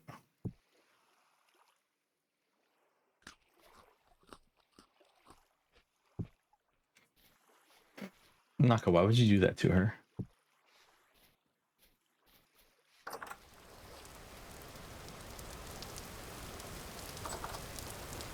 Alrighty. Alright, so this is our little house. It's very pretty. It's we have a little campfire, all that stuff. This is our chickens. You can keep animals in this game. You can keep animals in this game. They are still scared of you. They're terrified of you, really, at any given moment. You have to trap them and all that. These are our chickens. This is our first generation chickens, and then some of these chicks are second generation chicks.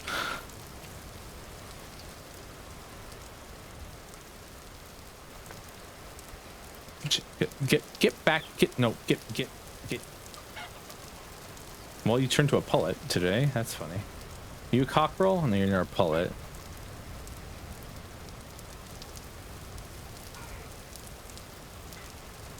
Damn it! Both of our second generation chicks are pullets.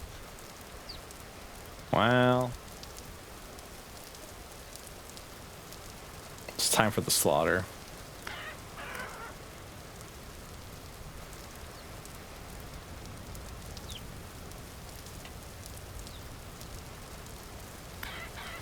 No, not the pullet.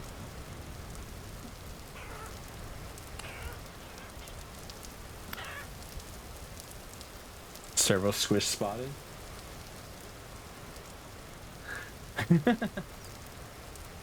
Goliath birdie spider sounds nice. Oh, that's the really large one, right? That's the one that lives in South America. And it's like huge. See, we're fighting chickens today. We're doing a lot of things. Hello, Sudi, by the way.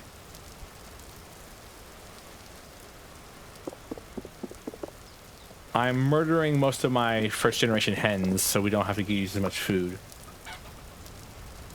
Hey, we have a generation 1 cockerel. We have 2 cockerels now. That's a pain in the ass. Why couldn't the generation 2 one be a cockerel? Get back in the stupid pen. Get right in the no, not that way.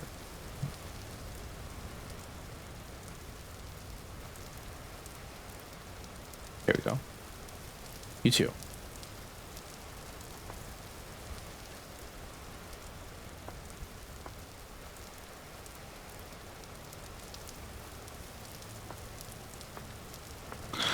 Eventually he'll wander back inside.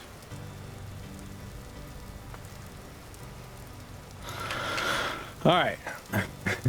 now that our chickens have grown up. commit a little bit of murder.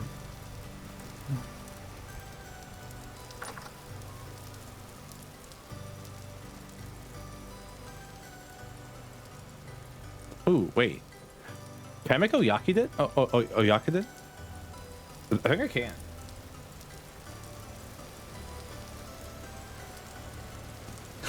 This is our storage. No, but so the chickens gain weight and everything like. Okay, you do. Okay, so the chickens gain weight by eating, and I don't have enough food to feed so many chickens. So the ones from the previous generation have to die. It's kind of just the way things tend to go in this world.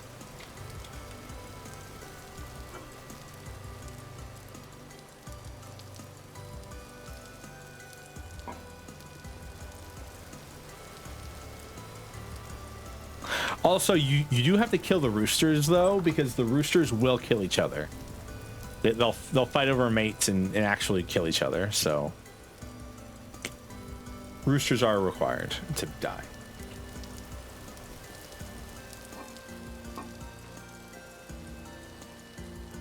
Yeah.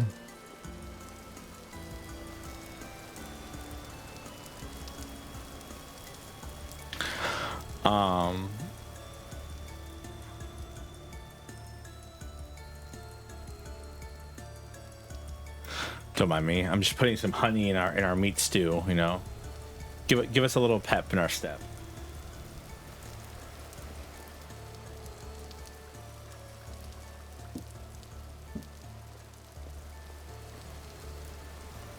We're keeping bees. We're keeping chickens over there, and we have bees over there. Can't really see them, but we're keeping bees over there. Thank you for the head pets, Naka. This is we're hydrate. Cheers. Let me. So this is how you make food in this game. You have to make a campfire. I built this using so in this game there's an item called chisel, which you can then use on most chiselable blocks to decorate them and however you want. Like this used to be a full block right here. This was a full block right here, but then I chiseled it all the way down to make this little like surface here, make these two walls, and I chiseled the top of this block to make it look like this.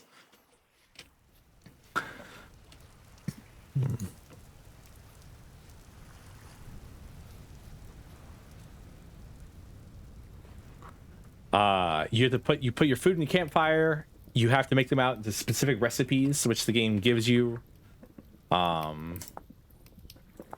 You can either make jam, meat stew, porridge, scrambled eggs, soup, or vegetable stew.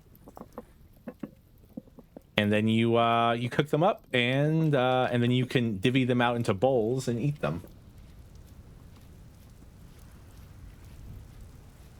It's cute. I love it. It's such a beautiful little game.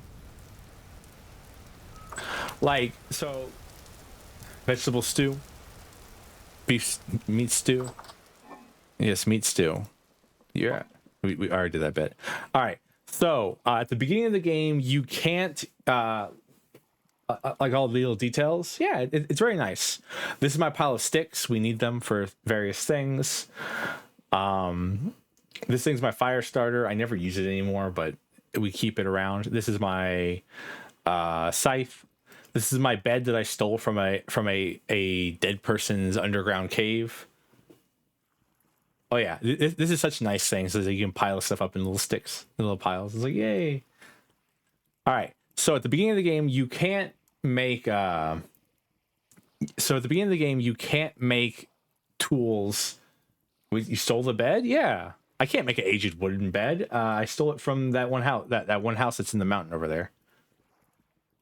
Not from a trader, but from like a underground, like you know where the crazy people live underground. I stole the bed because the hay bed only lets you sleep for 7 hours. This lets you sleep for 9.5.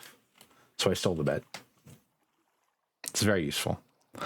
But yeah, I mean it's free bed also. So there's a progression guide right here. I mean, Depends on the day. Progression guide right here. It tells you where you start. You start off in the Stone Age. You can build. You can create stone tool heads. Not head tools, tool heads. Excuse me, through napping, which is, so I have flint in my hand right now. I do this, and then it lets me choose a recipe that I can make. Like, I need some flint arrowheads, all right? And then with another equally hard material in my hand, I can just cut away the excess bits of rock.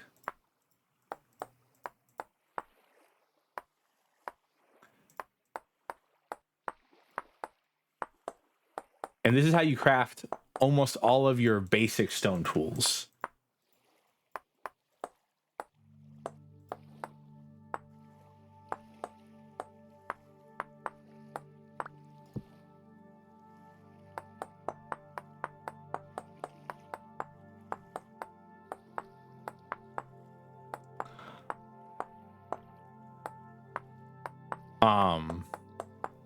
I need a pickaxe. I can actually show you this smelting thing as well.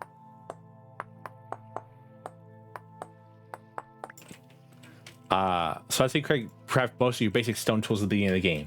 You then use those tools to get You then use those tools to get clay, and with clay, you can then build various things. I don't know exactly what to call them. Stuff. This. You can build various things like this. Hello, Robo.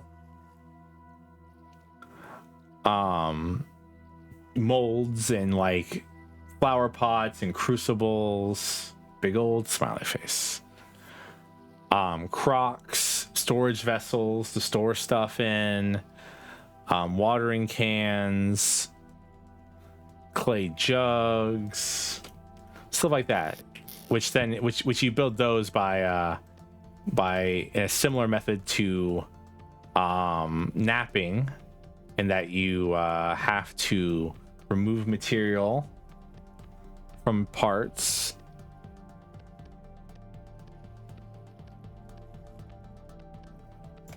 Then you have to add material back to certain other parts. And ta-da, we've made a clay bowl. You then have to take these raw clay things, put them in a pit, cover them with dried grass, sticks, and then a lightable material such as sticks or peat or coal. Light that on fire, and then then a certain number of hours later, you get. Yes, I'll yap about the game for a while. You get things like this, which is a fired object, or you get ceramic, clay. Hello, dragon. Hello, Robo. Sorry, I'm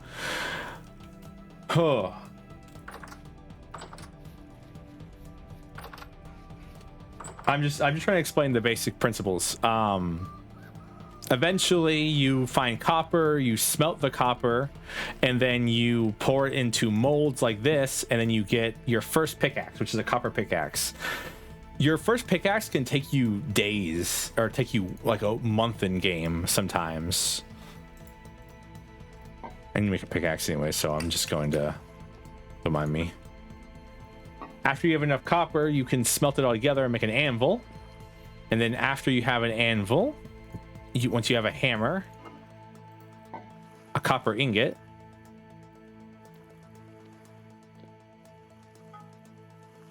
and you heat up the copper ingot to a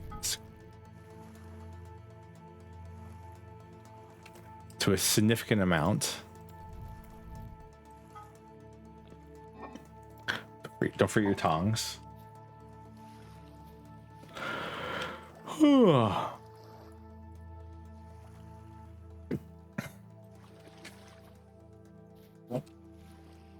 I know I'm just like info dumping you right now, but like I'm just trying to show you all the cool little mechanics that I've experienced in the game already.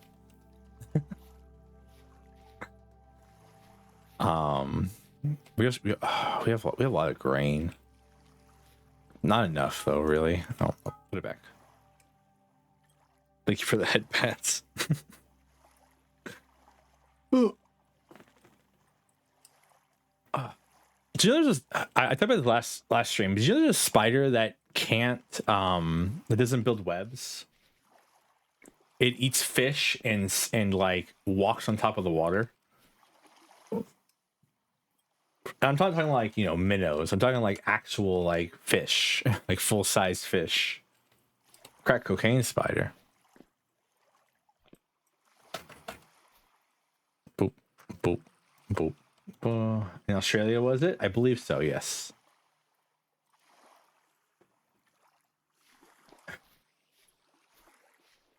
It has no venom or anything like that. It just, you know, catches it goes fishing.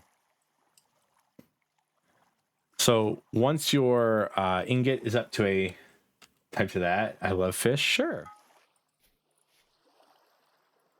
Once your ingot is up to temperature, you take it over here, you put it on this thing, and you can now make a tool head, or chains, or nails and strips, or a cleaver, or a plate, or a wrench.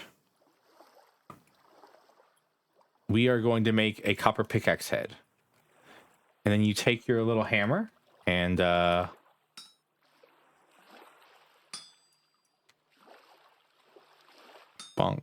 bonk, bonk.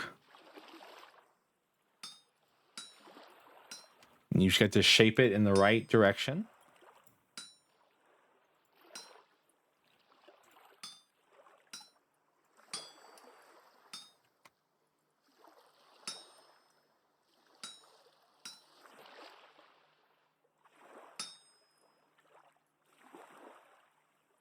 I'm still a tarantula. Tarantulas are cute, so I don't blame you. I hope that I can displace that metal on the bottom, because if not, I'm going to be very mad at myself for all the heavy hammer hits.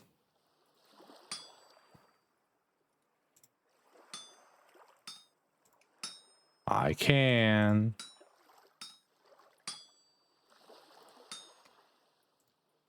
Beep, beep. All right.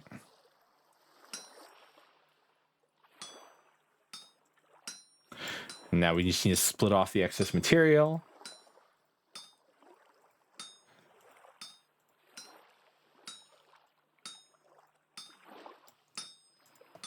And ta-da! We've made a molten hot 1,000 degrees Celsius copper pickaxe head. We can go outside here, drop it in the water, and once it stops bubbling, it's kind of terrifying. I mean, it eats fish. It's a spider that eats fish. Why would it not be terrifying to normal people?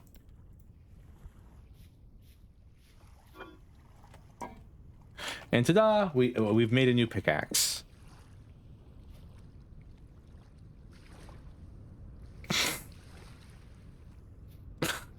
All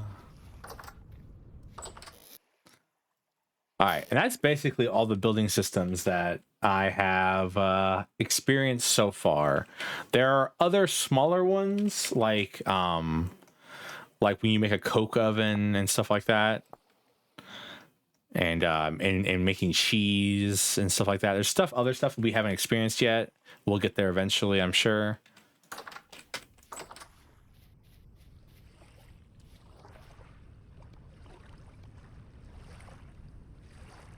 I basically use the local river as my dumping ground. Very complex for sure. Yeah, it's much more complex than like Minecraft, mind you, which is like one of the reasons I like it, because like I like my survival crafting games with a little bit of like bite to them, you know, like a little bit of a reason to do stuff. Because like I find in Minecraft I get lost a lot because I tend to just be like, I don't know what I'm doing.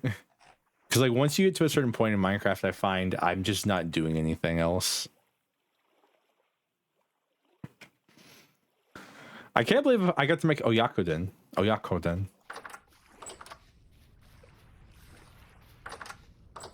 I put honey on top of it too. I wonder if that's any good. It's honey. It's chicken and egg and honey.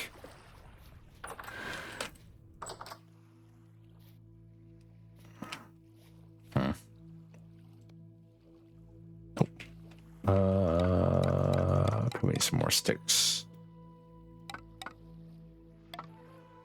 12, and then feathers, and then dub, and then there we go with some flint arrows. So now we have arrows to use in our bow.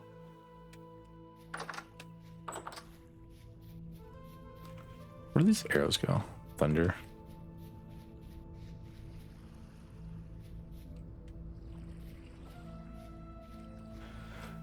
Right now I'm just praying that most of these things finish before winter actually gets here. Oh yeah, if it's Raiders, if you need to go and like hang out and do whatever you gotta do, eat, drink, sleep, whatever it is, go ahead. I don't blame you. Streaming is a long, arduous adventure for most people.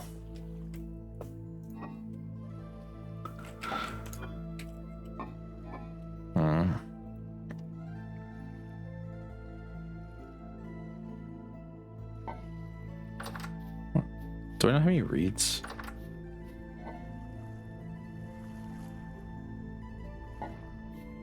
Yes, Robo.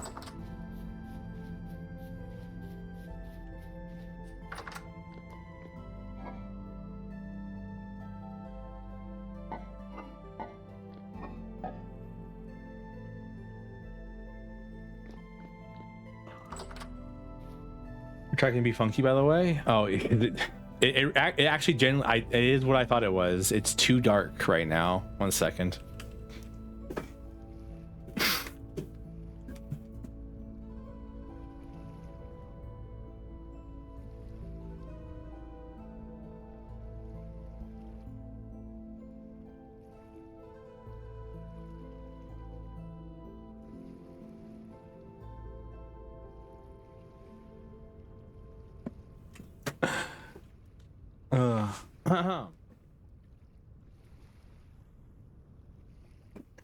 There we go. Yeah. It generally just it gets too dark, and so my tracking can't keep up. We can eat these cranberries. They're gonna rot soon anyway. So, nom nom nom. Late night snack. Don't tell the mistress.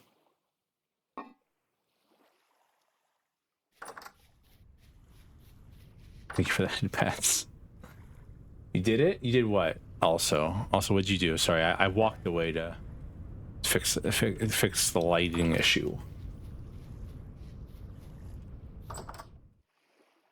We can sleep now. It'll be 10 a.m. when we wake up. I sent it to you? Can I check that on this?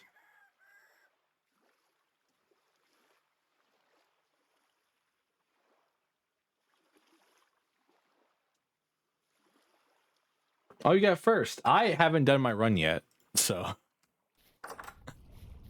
congratulations. I pray that I win.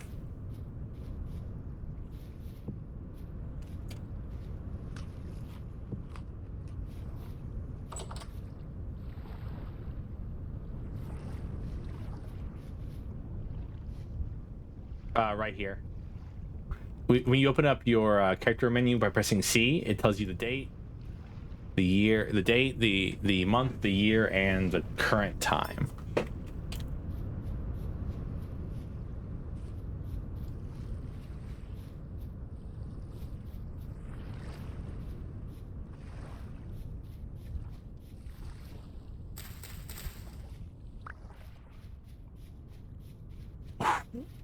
Man, okay, I'm so happy that they made it this way, that like grown vegetables give you more than like wild vegetables. It like incentivizes you to actually have a farm, which is so nice.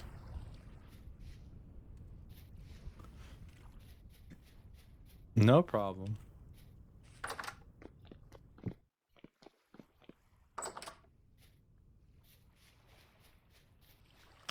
Bonk.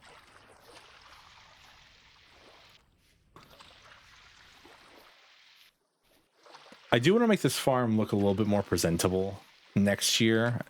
I think we will.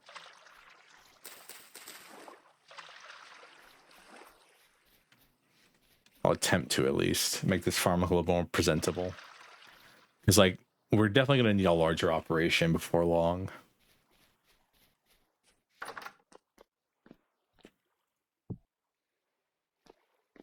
Where's our painting dish at? Is it inside? It's probably with our tools, so it's probably in the blacksmithy. Yeah, there it is. I know myself too well. How you doing, chickens?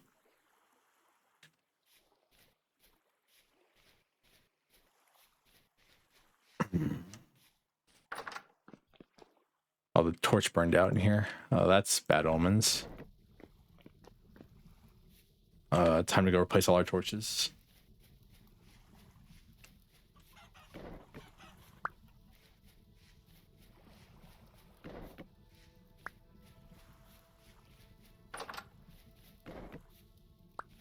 Cheers, Naka. You know, having an open top case for a PC is really nice. Until that one time where I knocked over a glass of liquid and spilt it all over my computer. And then had to spend an entire day drying my computer out. Thumbs up.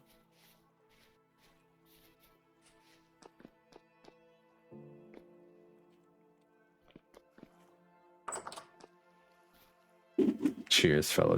Yeah, it was tea as well, so therefore, you know, all the sugar in that had to make sure all that stuff got cleaned off.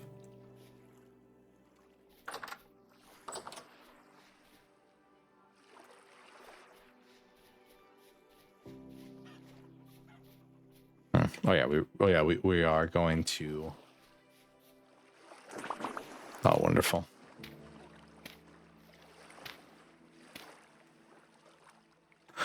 Well, we'll deal with our inventory issues in a second. For now.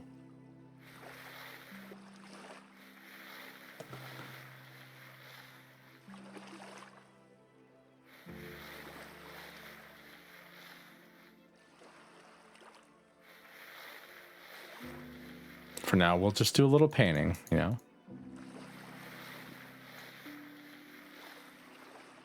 Boop. Hey, a bone. I mean, last time we got like some arrows out of this stuff, which was really nice. I don't really got much this time though. Ooh, silver. We could unironically make silver and gold bronze now. If we wanted to.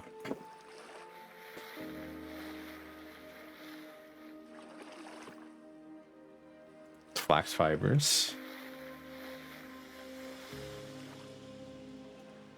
We only make like one bit of it, so it wouldn't be enough because we need a lot more. But still. Goodbye, little pink salmon.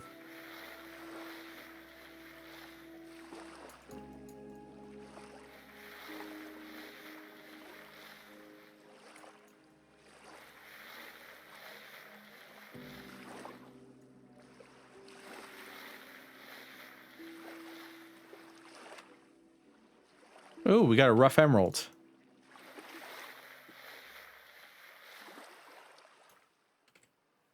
More flax.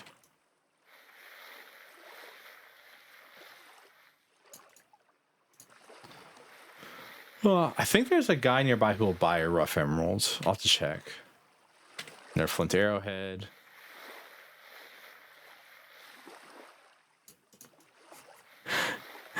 Flipped around servo face is scaring me. Every time I see it, I'm like, what is that? Something's wrong with the emote. And I'm like, I'm pretty sure it's flipped. It's like scaring me.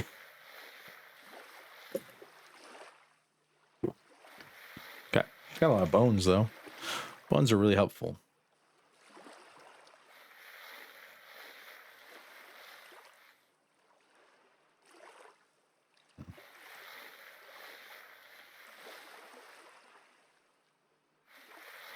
Ba ba ba ba ba ba ba ba ba ba ba ba ba. True.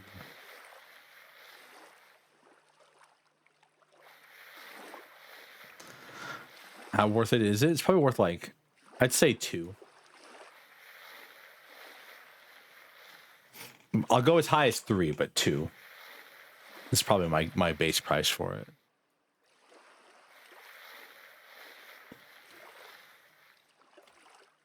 Boom, more gold.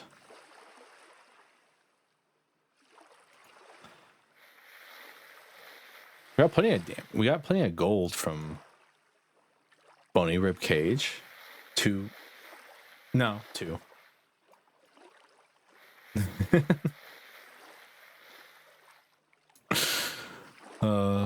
We do a little bullying.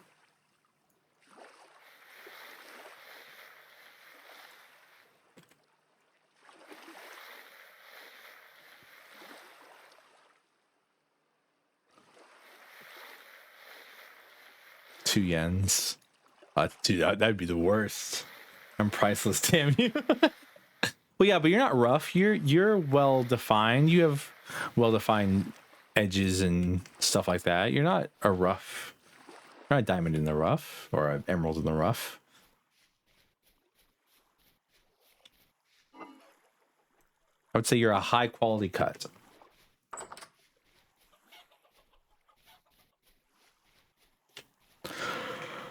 I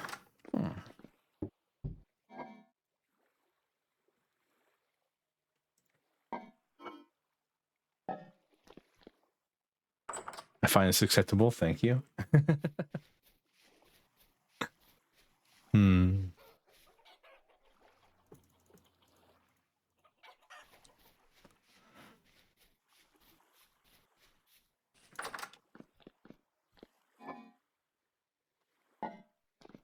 Pre-emerald.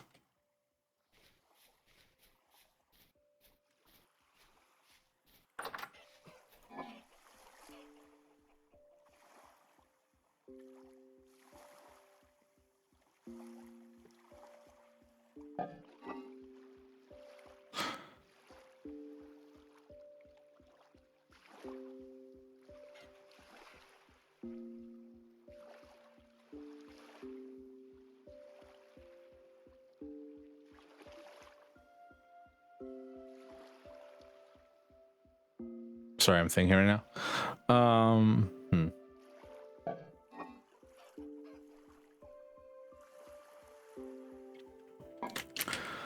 Huh. Wait, what do I do with this? Wait, is the bony rib cage not grindable?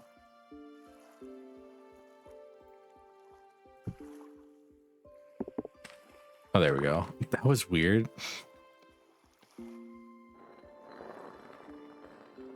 It was called bony rib cage, and it said it was made out of stone. I was like, what do you mean? I had to break it to get more bones out of it.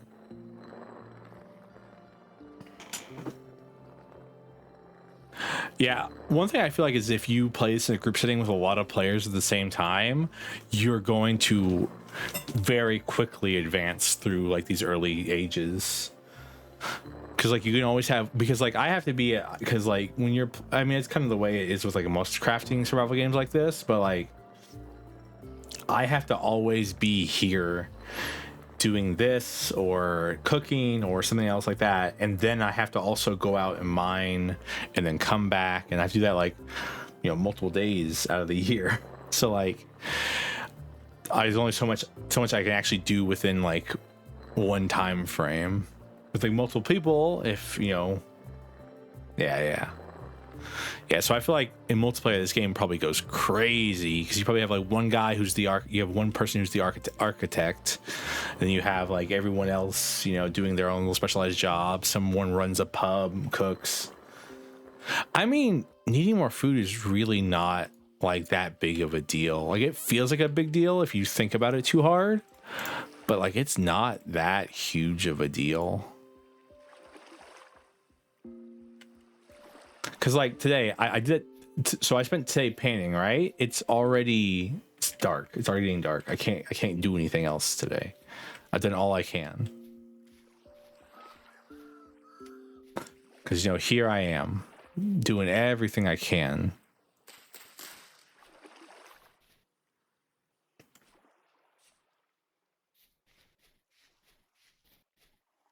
Boop.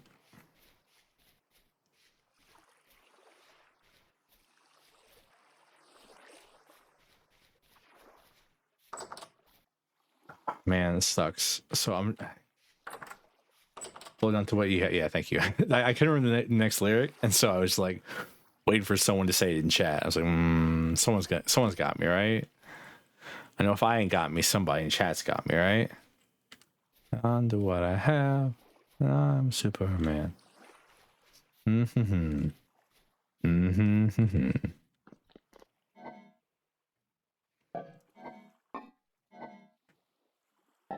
All right, 56% spoiled rotten meat. Y'all messing with that?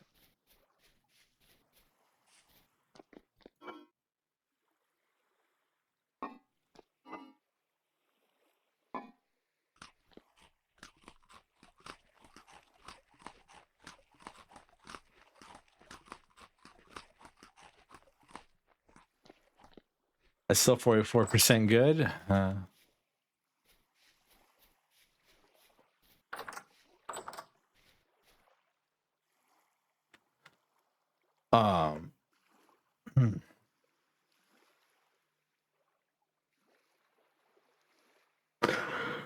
Okay, so tomorrow we're gonna go and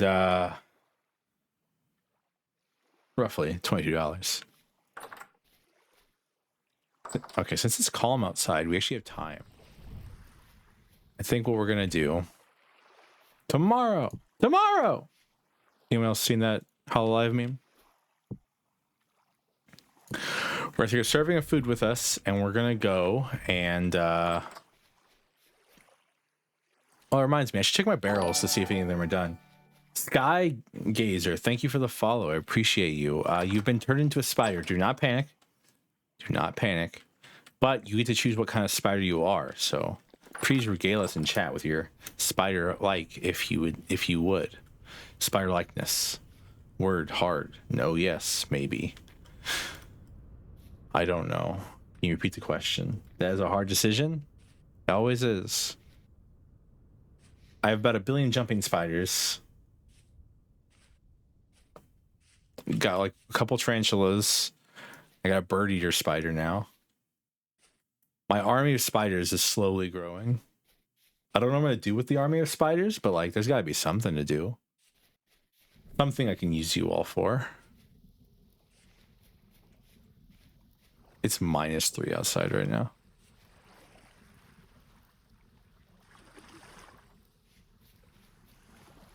Invade France? Okay, but that's easy though. I probably do that with a ham sandwich.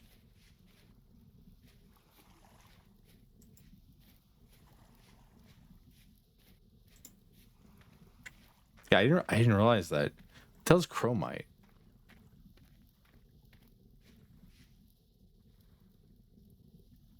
Becomes chromium.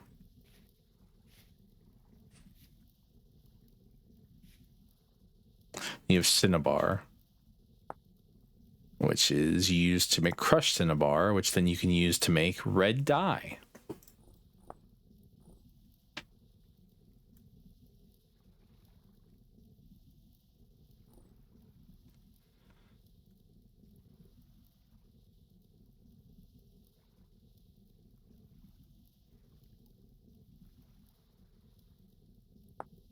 Magnetite becomes crushed iron.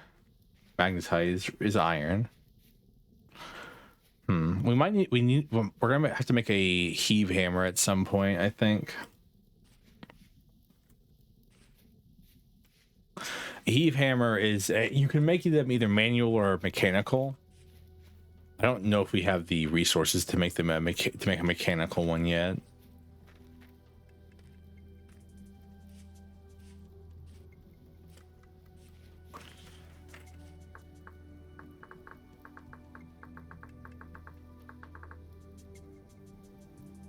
or a hell of hammer, excuse me. It's a big thing like this. Because there is automation in this game. You can automate stuff using gears. Not the kind of gears you sell, but other gears.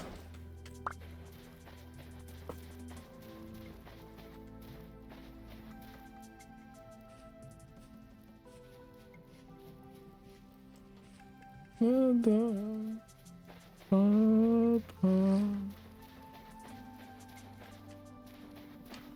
right. So we've got a couple of different tunnels to go down here. Guilty gears? Soul bad guy? I just want to see if I can see anything on the surface level here, rather than going through the whole digging through all the walls kind of thing. Doesn't seem like I can. Kai. I don't know why I thought you were going to tell me terms of service myself. And you said Kai. I was like, damn. All right, Robo, tell me how you really feel. I must have fallen down this hole at some point.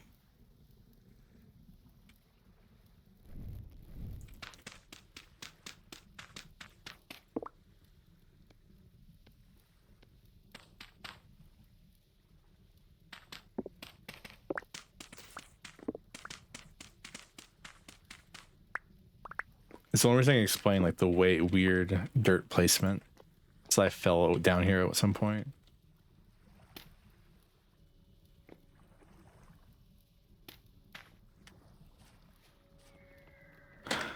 I thought we could be friends, you know?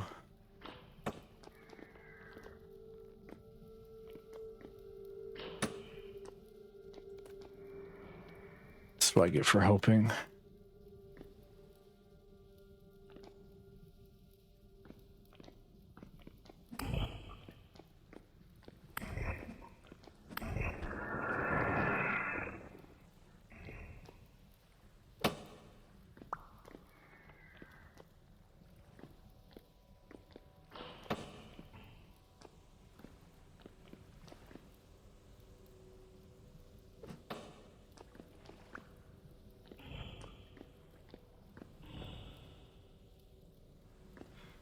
I'm getting lost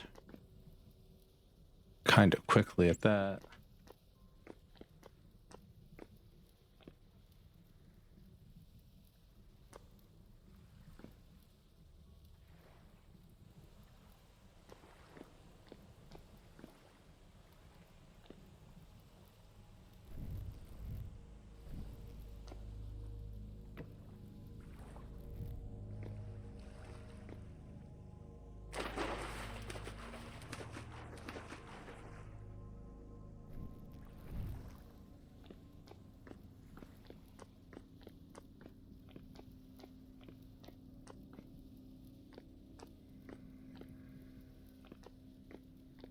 Ooh, we're hitting deep people now.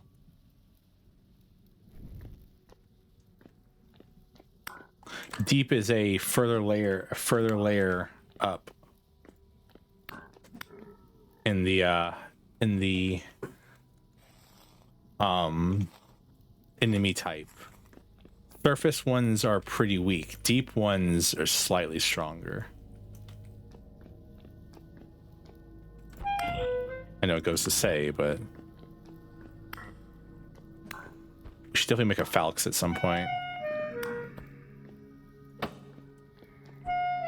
No, give me my spear back. No, fuck off.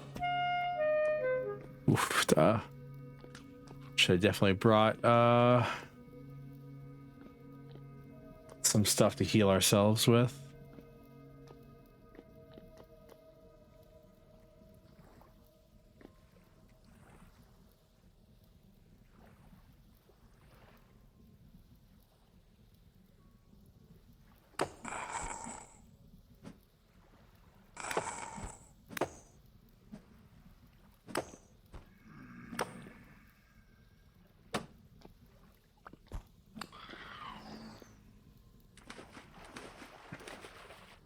Do not want to be here. All right. Whew. Okay. All right. Gotta relax.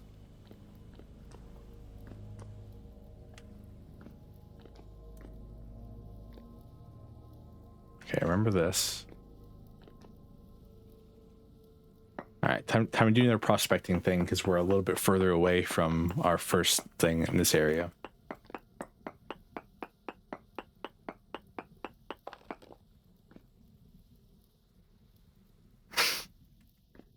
Well,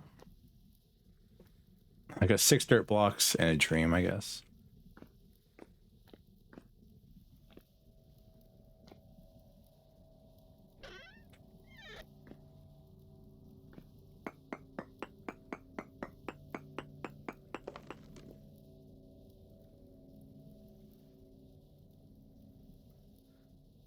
We've moved away from the caster tide, apparently.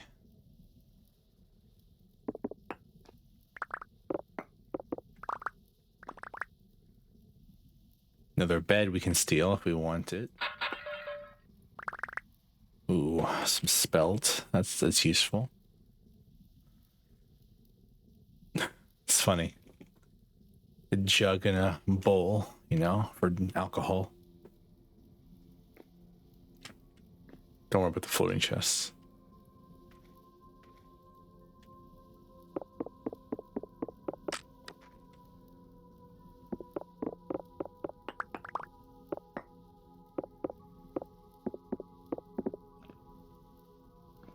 Trying to see if there's a secret help area here as well. Last time we found one of these, there was a secret area off to one of the sides. You felt? Felt what? Huh.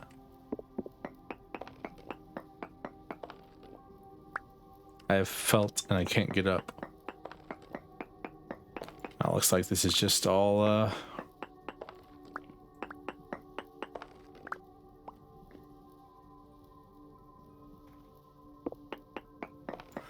this is all this was just this small little area here.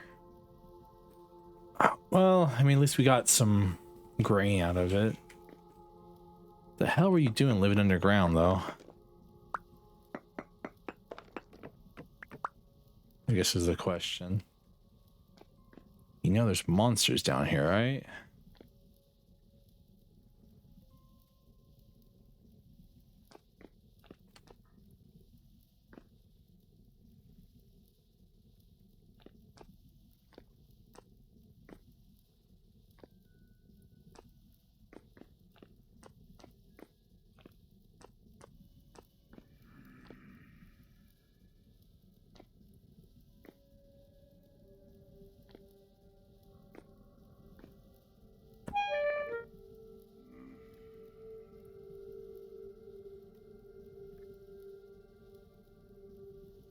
Parkour.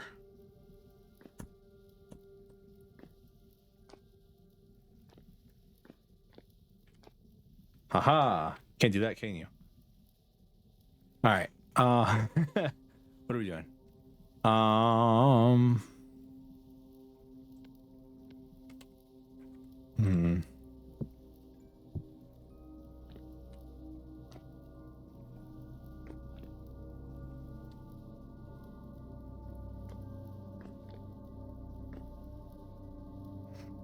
I'm just thinking really bad about right now about how I desperately need a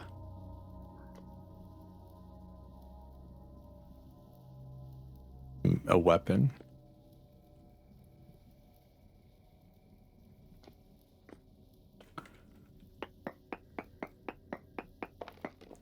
Like a good weapon. A spear is good, but a phalanx would be beautiful here.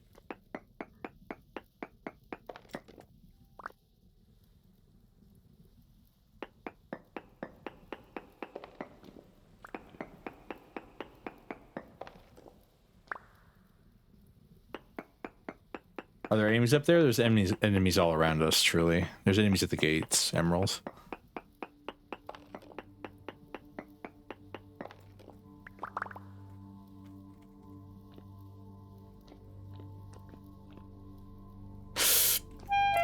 my knees.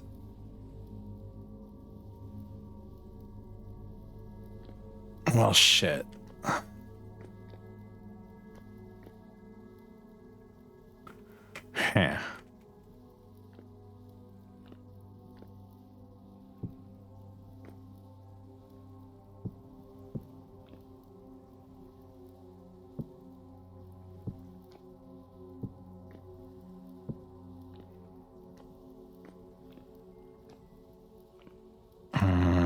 Come on. All right, this is where we killed those guys. Trying to see if I can remember how to get out of here at this point. Should definitely have Hansel and Gretel'd my way through here, I think. All right, and then this should be out.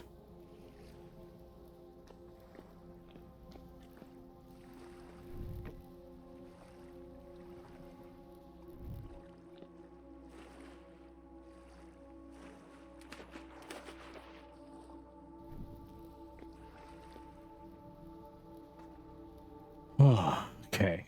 All right. That was mildly terrifying.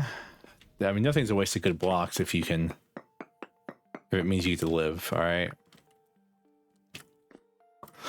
The stuff I have in my inventory is much more valuable than any block I could possibly ever have.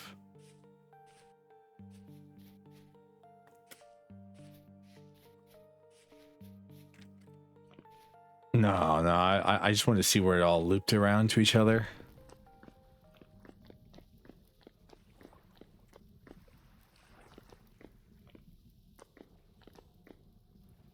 What I do think I'm going to do is I'm going to place a torch here.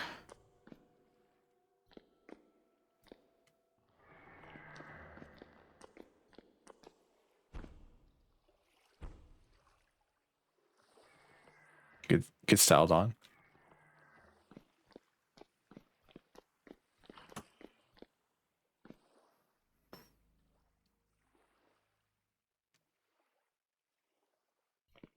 Oh man.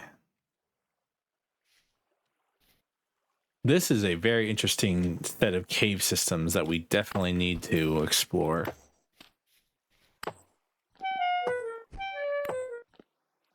Please go away.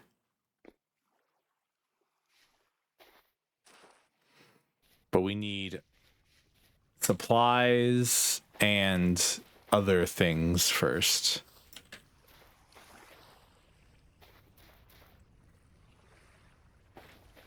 Before we even think about it. Because I barely went in there and I almost died like 5 times. Good thing it left. Oh yeah, no. Yeah, we are not looking too happy right now. All right. So we've got new goals though. So that's good, right?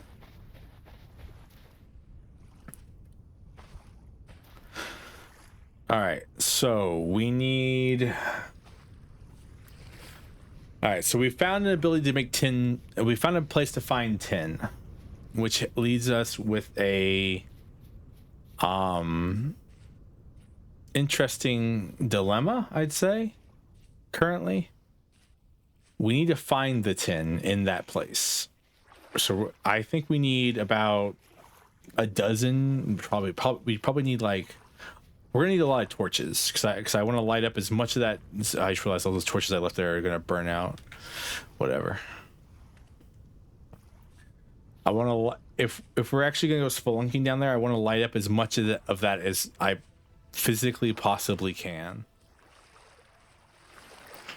while we're down there.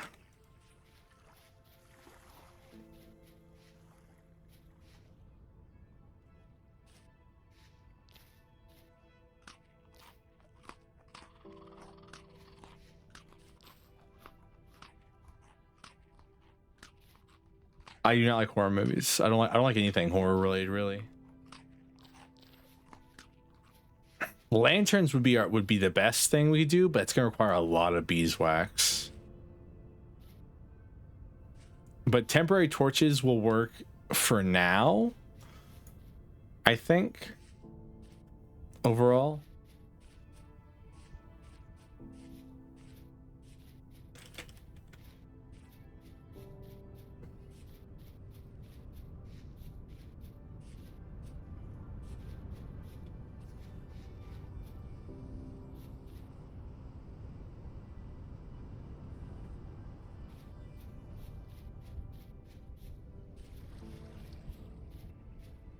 Flax is starting to fully mature.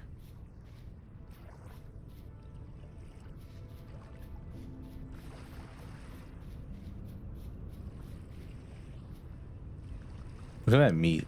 It looks so messed up.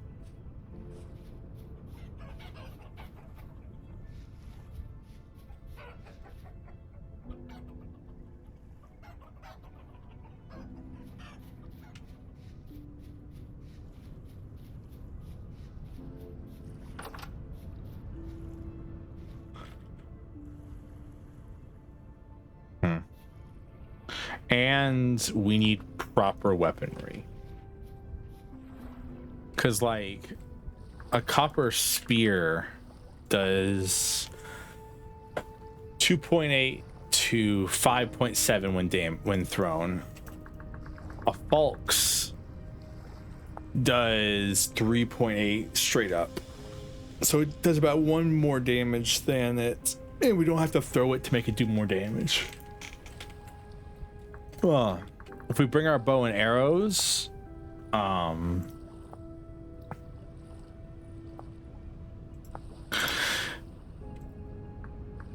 if we bring our longbow and some arrows, we can deal some good range damage to enemies. We need armor though as well.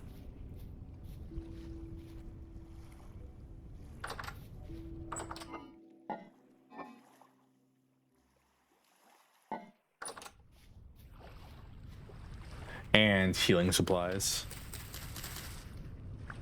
It's kind of nice to have a goal again.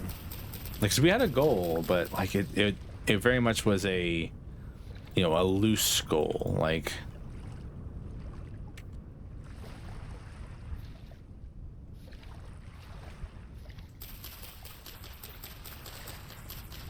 but now I feel like I have a actual, like, something to do, something to prepare for.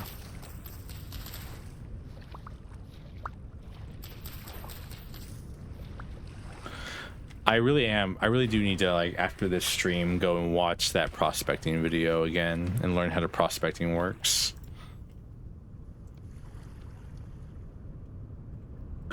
Well, not necessarily how it works, but how to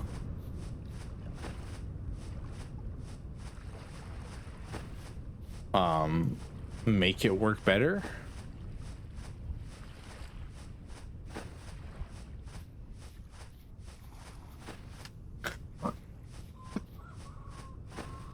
There we go.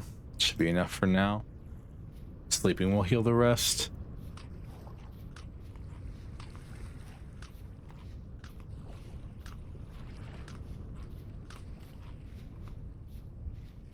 The grass isn't regrowing. That's interesting.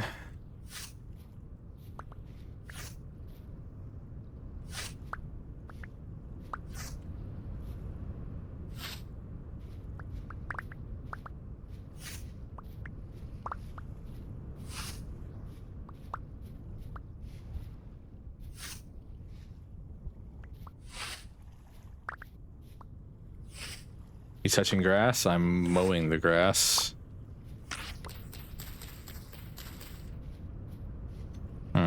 Stone path. What do I need to make a stone path? Soil and stones.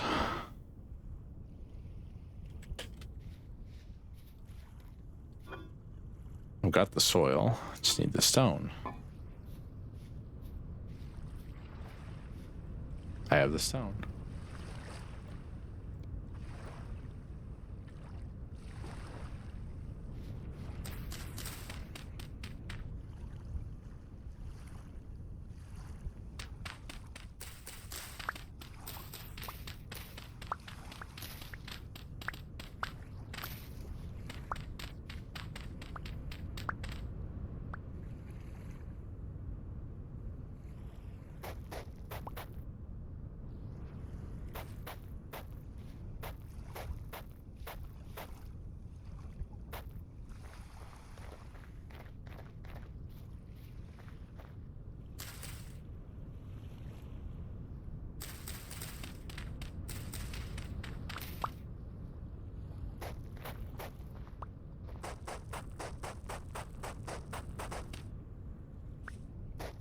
Why does it have why does parts of it have moss on it already? That's weird. All right, well, it's fine.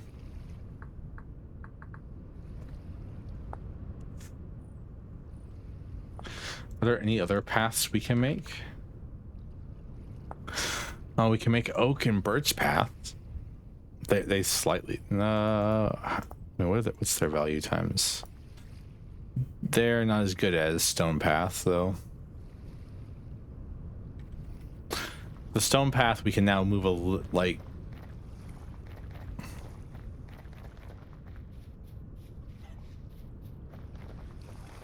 there's a little bit of a speed. Will they light on fire too? I mean,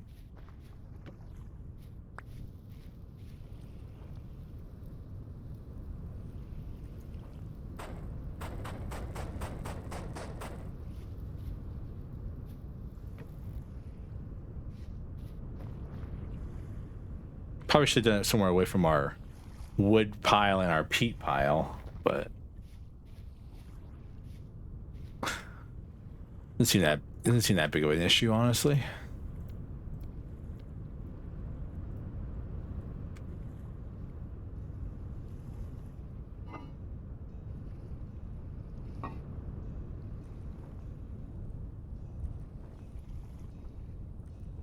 Wish there was a faster way to light torches. I mean, technically there is, I guess. Because you can light them in this thing.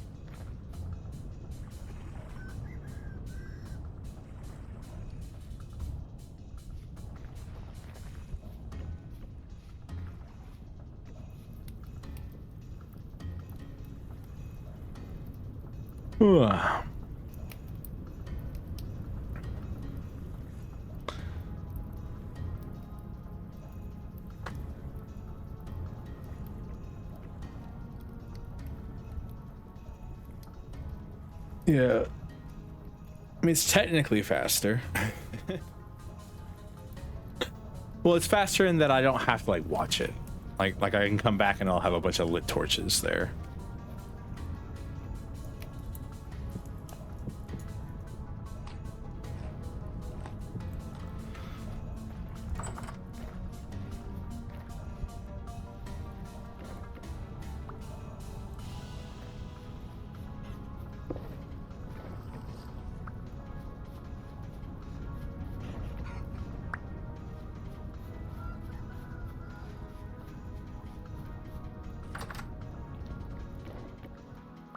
Hey, our salted poultry is almost done. That's nice. You know what? We will leave a torch there. I have access torches now.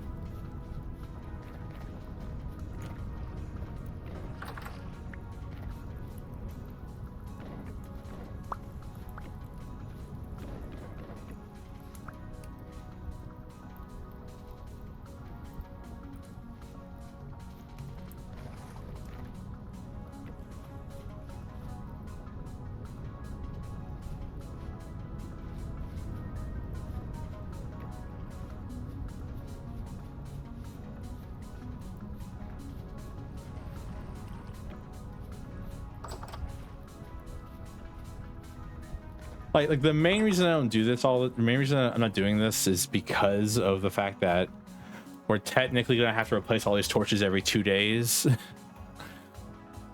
right, so we're about to wake up at like 4 a.m. on the 1st of November.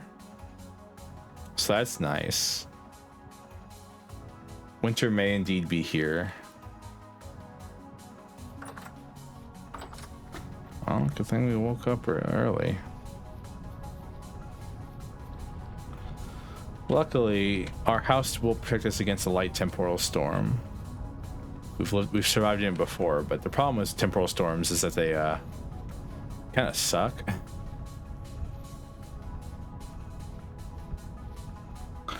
We should cook some food while we're waiting.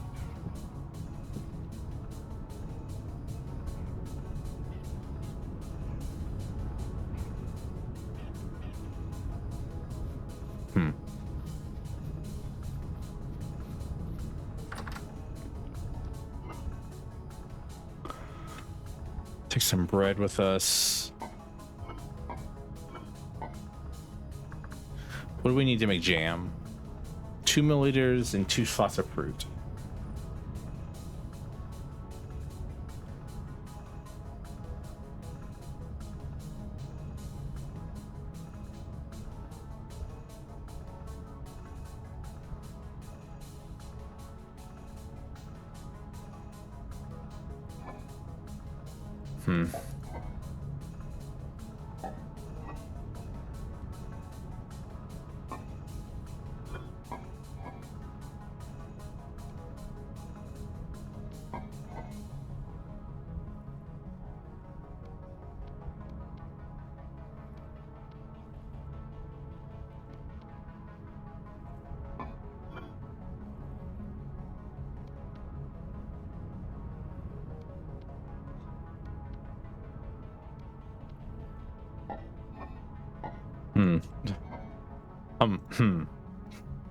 This insightful commentary is always, Servo. I'm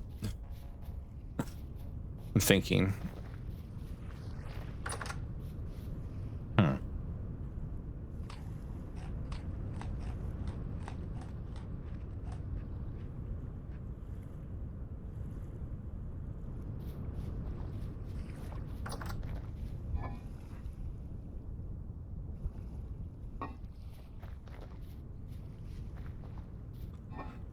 So we can technically make clean bandages, I believe.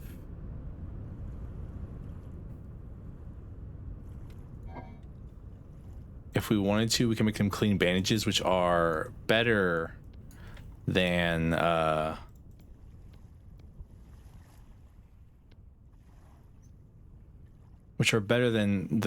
this, I believe. Yeah, these heal 2, this heals 3. It's slightly better.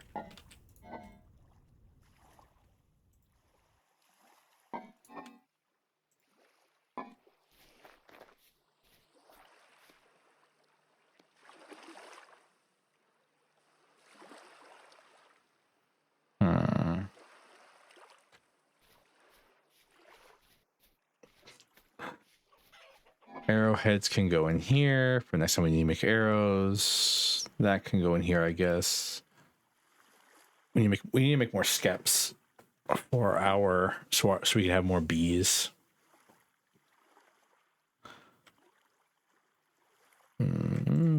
Arrows, and then this the cooking pot goes back in here onto the fire.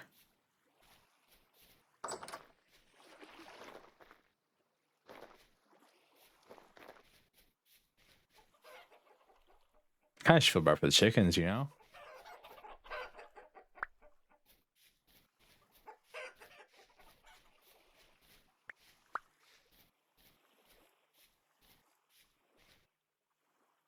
How did I pick up? Oh, grass. I was like, what? Because like I get to hide in my safe house. The chickens got to deal with all the monsters hanging out outside. It's gonna be a literal war zone for them. Can you imagine that? You just like a chicken chilling in a box. Occasionally a guy comes by and scares you and feeds you. The next thing you know, like demons are like entering through every area around you.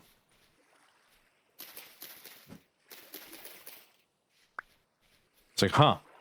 What the hell's going on here? Where's my food?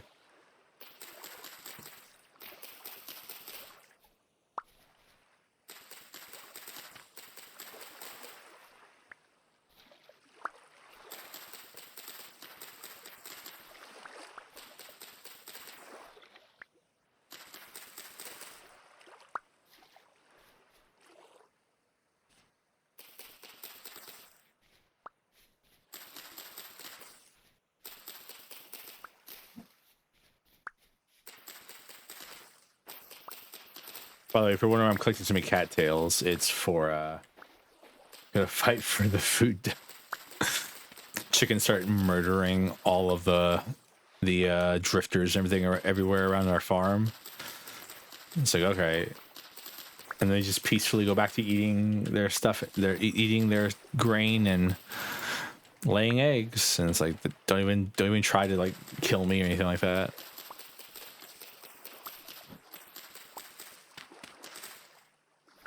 Be kind of funny scenario.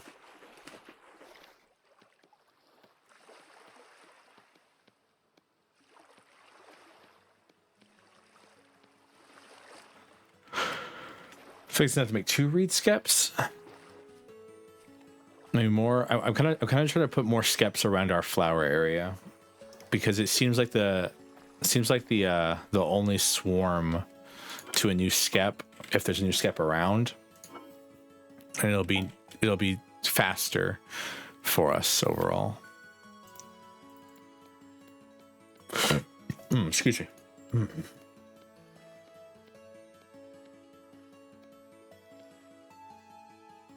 Oh, I made 3. Cool.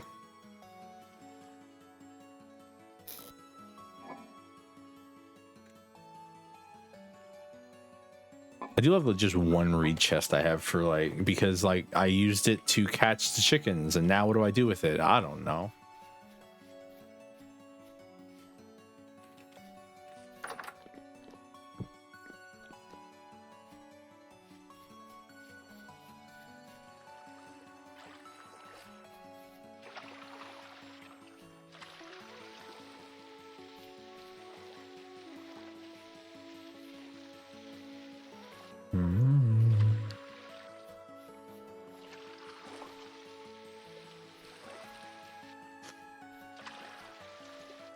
Chickens would be like, do not mess with our feeding times. Which, I mean, I get that in the same way.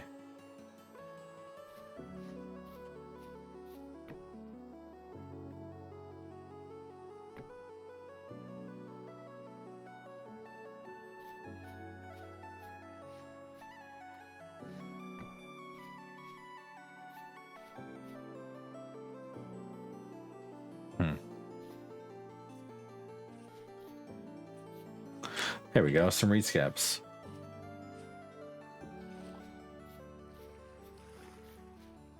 Bread's good because he keeps literally forever. Zara, hey. 2 cured poultry is done. And this just never rots, right? It's fresh for 2 years. That'll definitely be our backup food.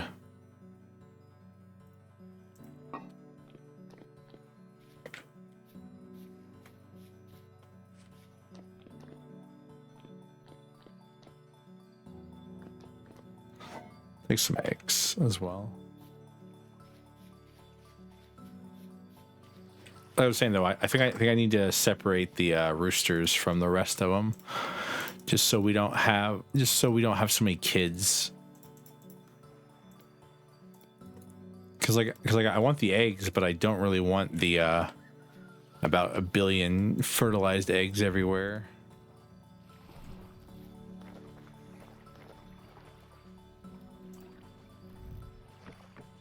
We're getting low on firewood, actually. How much food do I have stocked up? Not enough, but I can check, actually.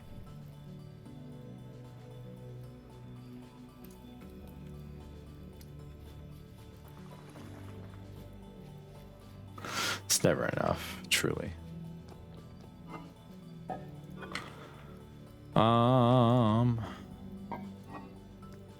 So we had 2 full things of it, but like this is what we have right now. Is we can actually transfer some of this stuff over.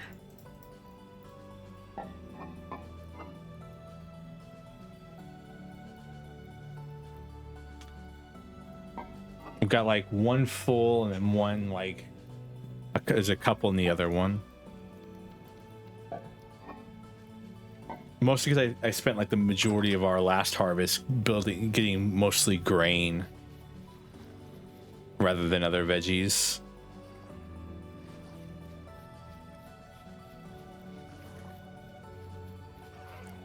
Hoping that the eggs will keep a coming, really.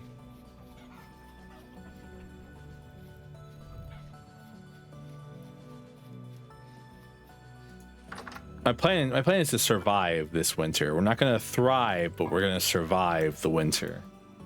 You know.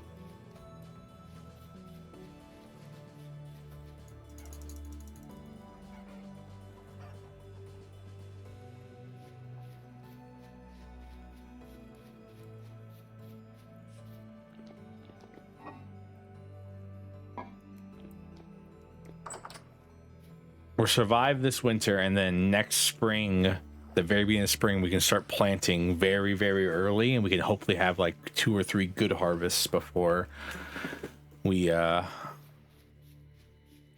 before winter strikes again.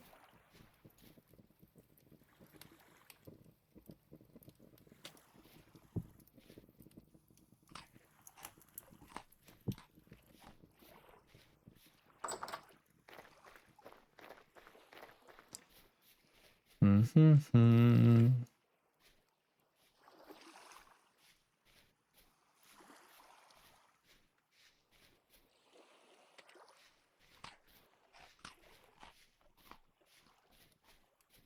These plants are really resilient, though. They're able to grow in like 2 degrees.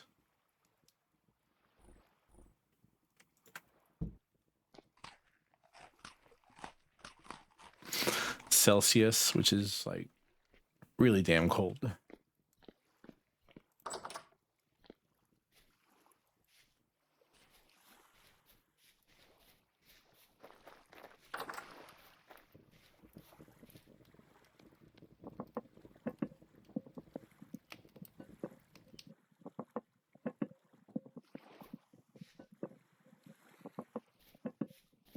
I should have noticed it bubbling. A good noise.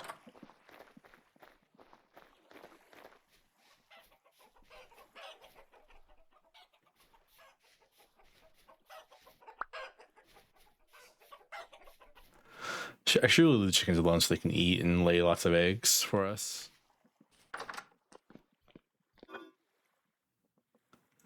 It's just so much fun to mess with them. All right, things we need now. Copper, lots of copper. We can't really go out, and I really don't want to go too far from home.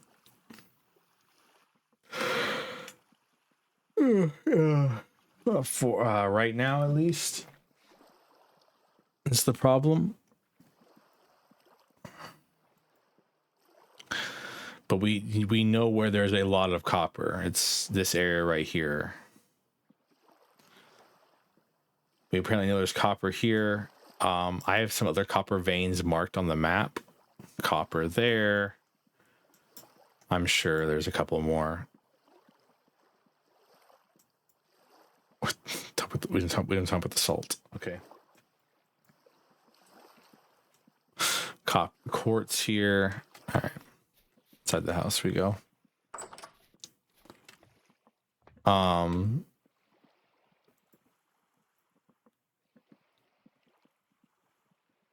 This one has such an insane amount of stuff, though.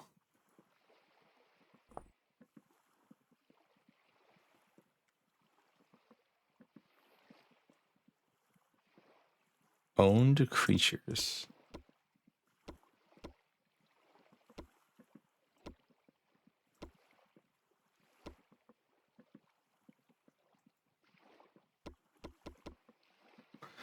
What salt there wasn't exactly. We don't talk about it. There's no salt. There's no salt in Bossy and Say.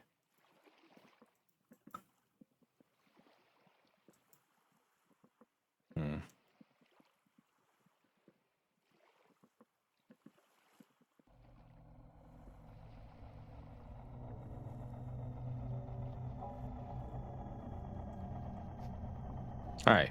So while this thing happens, game should still run while I click off.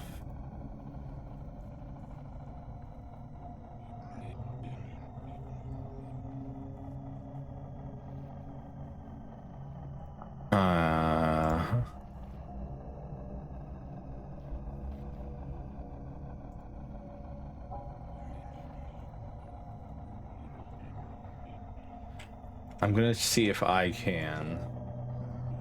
I'm gonna see if I can have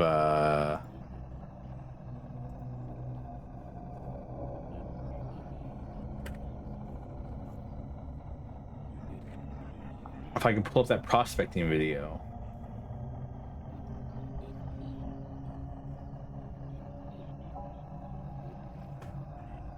And it's about we can watch that. Why are we oh, it's just a temporal storm? Yeah. I mean, what do you want me to do? Walk outside? See if I can pull it up on stream as well. We can watch a prospecting video while we wait for the storm to go away.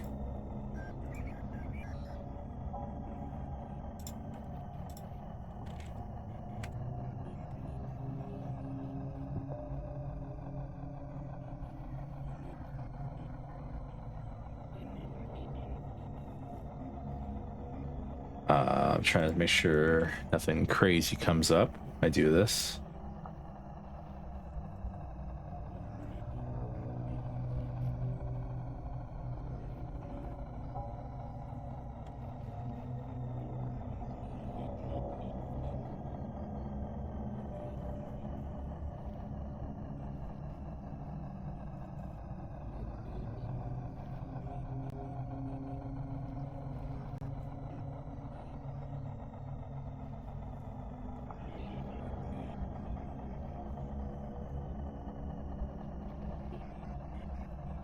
Be very careful. Yeah, that's what I'm trying to do, right? Don't worry.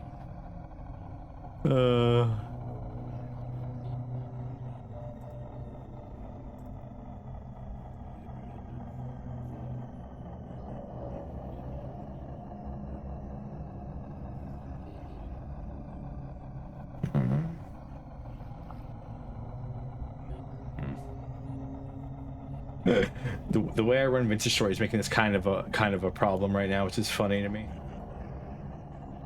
Oh no, okay, should work.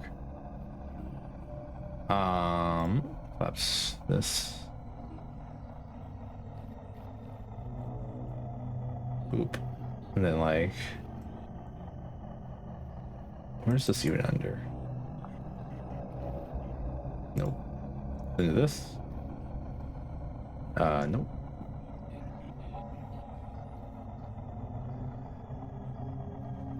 This is funny. Is it? Oh wow. Okay, that's funny.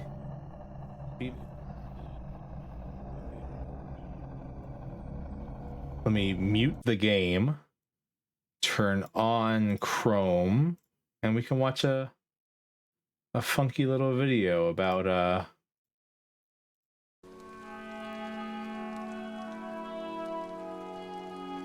prospecting and locating ore. In the last video, we got enough copper to begin mining. A little loud. Scavenging for nuggets here and there is all well and good for producing your first tools, but everyone take notes. 900 units of metal, and a basic set of lamellar armor takes 2,700 units of metal. Suffice to say, you're going to need more than a few bits and pieces of copper scummed from a pond. You're going to need to find a true and honest mine. To do that, we have to learn how to prospect, which I've broken up into 3 parts. Part 1, the prospecting pick. The prospecting pick. I will not be able to re-chat because of the way I run Vintage Story. So it can be very confusing to new players, but the way it I won't be able to works reply is to anything. straightforward. It has 2 modes, density search and node search, which you can switch between with F. To take a density search reading, break 1 stone block, move over a few blocks, and take another, and then repeat a 3rd time. Yep. The readout will show in the info log. Density search will give us a readout of 3 things. 1. It shows us all of the ores that have a chance of spawning in the chunk. Yep. 2. It shows us the chance that this has occurred during terrain generation. Okay. 3. It shows us how much of the chunk will be ore if it does spawn. The higher the number, the better, but don't get hung up on it too much. The real important information is the adjective here. If there is an ultra-high chance of an ore spawning, even if the amount that is likely to be there is pretty small, relatively speaking, that does not matter. What matters is that it is, in all likelihood, there. It's important to remember that density search does not actually detect real ore. It only gives you statistical facts about the area you're in. Okay. Still, it's extremely reliable if read correctly. The second mode is node search. Node search will actually tell you if, within a set radius around the block broken, an ore is present. Chat needs some It will house to also hear. tell you Okay, how I'm much ore sorry. there is within that radius. I don't Because it does not usually detect the entire cluster of ore, you can use the amount displayed Sir will to not know, determine sir. I if you're refuse. closer or further away from the ore. I can, but like, I decided that I don't want to. By default, when you make a world, this mode is disabled. You can find the setting here in the world generation settings. If you forgot to enable it and have already generated a world, it won't show up in the menu, and you will have to enter this command, which I will also put in the description of the video. When entering the command, enter an integer between 1 and 12 to define how far the radius of its search should extend. Okay. I personally use 5. It's automatically turned on and these restart days, the game. so It's rarely worth it to take a surface reading with the node search mode when searching for ores, as you will likely only get nothing or maybe some spare flint lying just below the surface. Part 2. Chasing ore. this is the part that I need more. Prospecting is not about wandering out at random and stumbling into a massive ore field. I have It's though. a logical process of finding trace readings of ore and following them to their highest concentration. Okay. If we imagined every chunk and its ore content as a heat map, it would look a lot less like this. Random chunks, some with no copper, some with a little, some with a lot, and more like this. A central hotspot of the highest ore concentration with steadily cooling tendrils branching out. Your goal as a prospector is to hit one of these weak little offshoots and chase it back to its source. Take a reading and make note of whether the ore you're looking for has a presence. If you get anything other than high or ultra high, pick another direction and move about 80 blocks north, south, east, or west and take another sample. If the results stay the same or go up, you're on the right track, and you should continue moving in that direction, continuing to take readings. If the reading goes down, you need to return to your last reading, pick a new direction, and move 80 blocks that way. If you patiently follow this process, you can find the highest concentrations of ore without potentially wearing down your pick collecting a bunch of stone. Not every ore field is guaranteed to lead to a reading of ultra-high 99%. It's not impossible for certain ores to bottom out at decent or even as bad as minuscule, but with copper, it is almost always possible to find an ultra-high. Yeah, we found ultra high copper. Okay, but then how do I do things from that? Hello. He said content. Let's take a recap of what Data. happened. Yes, we're currently learning about how this game Stumbled works. upon a reading Don't mind of us. very poor copper, and heading east, we took another reading and found that it dropped down to minuscule copper. So we headed back west to our original reading and then continued on west, where the copper continued to rise but remained at very poor. So we headed even The reaction further content west, chat is what you but needed, found is what that you the wanted, copper right? got even worse. So we cycled back east to our highest reading of very poor copper and decided to head south, where we were rewarded with a better reading of poor copper. So we continued to head south and found a reading of high copper. We headed even further south and found very high copper. But heading even further south than that, we found that the copper completely vanished. However, it's worth pointing out that we found a large concentration of tin, which will be very useful for the future. Yeah, well. Seeking copper at the moment, though, we doubled back to our very high reading, continued a little bit further south than that, and then headed further west, finally landing on a reading of ultra-high copper. Okay. What now then? Part 3. Locating the mine. Okay, this is the part. This is actually the part we Let's take a need. look at what an ore node actually looks like. Ores in Vintage Story generate in large, flat, horizontal disks. They may have a slight tilt, but they're undeniably still far wider than they are tall. This means that vertical shafts punched down have a much better chance of hitting the disk than horizontal tunnels. In order to find an ore deposit with the most efficiency, we will deploy what I like to call the soda cracker method. Okay. The soda cracker method is a method of systematically searching a chunk for ore by making evenly spaced vertical shafts. Unfortunately for now, if you don't want to risk dropping into a mine full of drifters, you will have to make a spiral staircase, which is 3 times slower.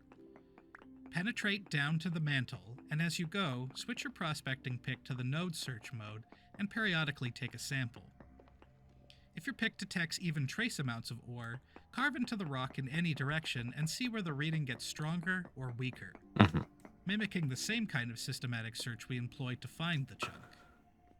The search radius of the pro pick is a sphere, so it is sometimes challenging to find the ore, as it could be somewhere diagonal to your current position. Where are prospecting pick? How does a prospecting pick actually work? Because I'm assuming it's a real thing, right? So, like, how does it actually? Do they exist? If you don't find anything, return to the surface and move over double the distance of your prospecting pick's range and repeat. If you don't know the range, or don't want to take occasional readings, just move 8 blocks, as that is a narrow enough gap between shafts that you're unlikely to miss a node. With this methodology, you are sure to either hit or come within detection range of ore. There are some additional miscellaneous pieces of advice I couldn't fit in smoothly, so here they are. Right now, you don't have a saw, but when you do, you can craft a bucket. The bucket allows you to make water columns to descend straight down. You can make the occasional air pockets to recover in as you descend, which also give you a good place to take a pro pick reading. On top of that, while torches are a good cheap option for lighting things up, they go out if held in water. Keep them out of your hotbar, and use an oil lamp for personal illumination, as it's immune to water. Be sure to pack a crock pot of food and as much inventory space as possible. Mining and prospecting can be lengthy, and you don't want to get caught out without food. As you spend time deeper and deeper underground, your temporal stability will reduce. If it drops low enough, you could risk forcing the spawn of some really nasty nightmare drifters. So be sure to leave before you get below 40% or so. Pack a stack of dirt with you. It's useful for blocking off caves you might stumble into by accident and can be used to get up or down certain pathways. Bring an extra pick. There is no way to craft a pick or break rock down in the mines. The last thing you want is to be trapped with no blocks and no means of getting back up out of the mine. Always keep a spare pick on hand. Copper tools are great, but you can only pour a small selection of items. With the introduction of the anvil and smithing, we can open a world of new possibilities for you. So the next video will be about smithing. All right. Yeah. Okay. So we've learned things. Wait.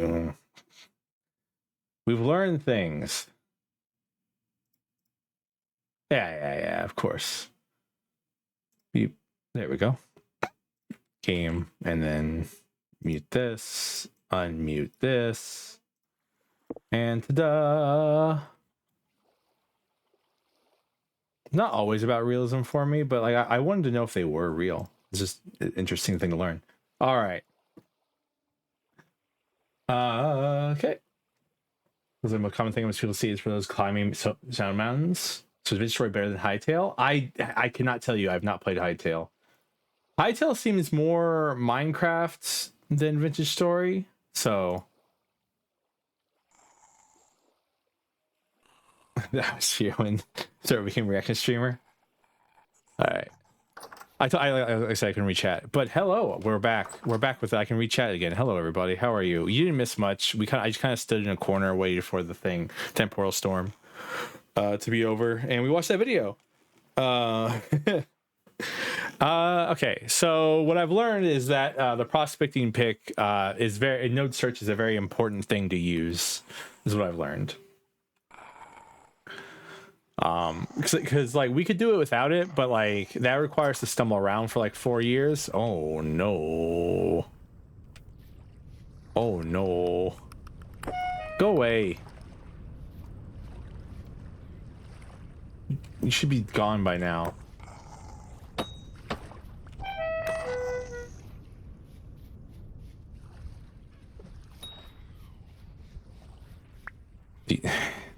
It's not burning, it's getting really damn cold. the sky was raised hell. It does that occasionally. I am worried about things and stuff and people. I love that they make don't starve noises. This game is beautiful, and its complexity and silliness. Yeah, that's basically what it was. It was a nice bedtime story while we waited for storm to pass.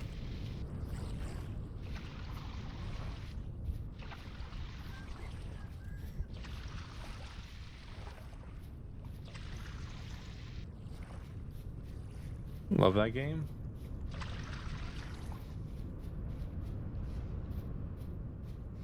I mean, Don't Starve is great. I'm bad at it, but it's great. I don't know if I've ever gotten past like the beginning of that game. Like I've never built more than like one simple farm. Never played it myself. It's so Don't Starve. I would say Don't Starve Together would be a fun game to play with a bunch of people. But the game itself is pretty good.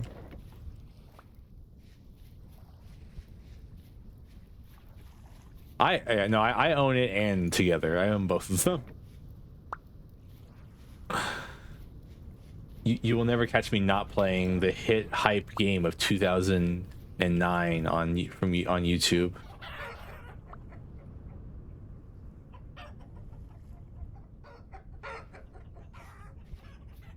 All right, chat.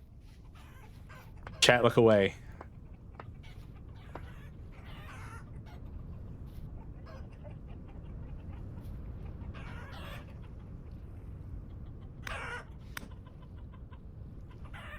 The roosters were fighting.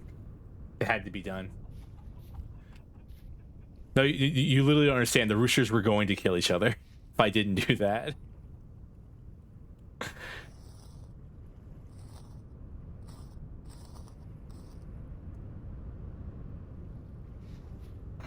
Get out of there.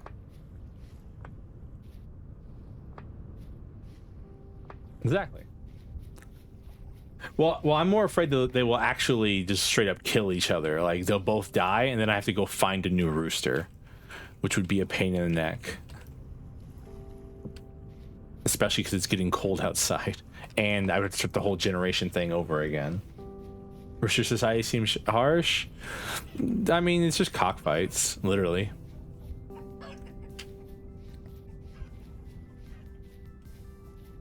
All right. So he says, so in the video he mentioned using the salt cracker method. We don't have to do that. We're lucky.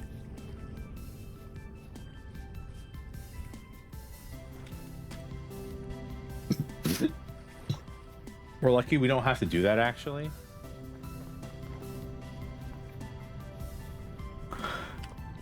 Because the place we're trying to dig is just filled with tunnels. So, well, I said we were gonna prepare. I do want to run back there real quick and throw a node search down to see if I can find it. I want to run. Well, actually, we'll run to the copper area first and see if we can find some copper.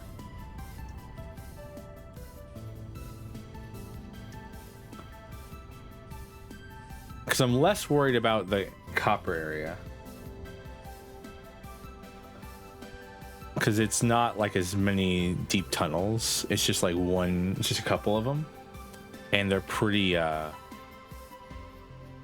nothing.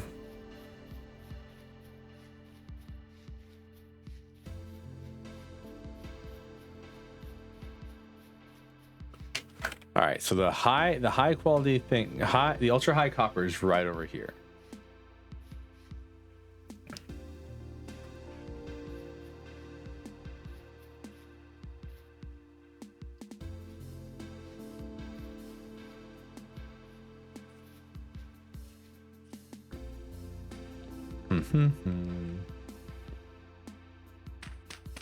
Thank you for the head pats. Thank you for the head pats. Cheers.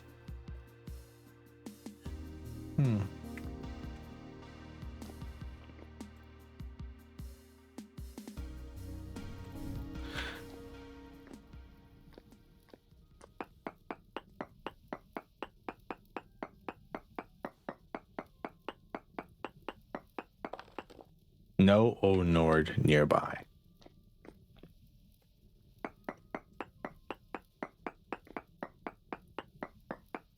Take a swig before go mining. I can't drink alcohol right now. That's actually kind of funny. I can't actually drink alcohol currently. I was told that if I drink any alcohol, including accidentally swallowing bits of mouthwash or like alcoholic mouthwash, I could possibly just vomit everywhere because of the antibiotics I'm on.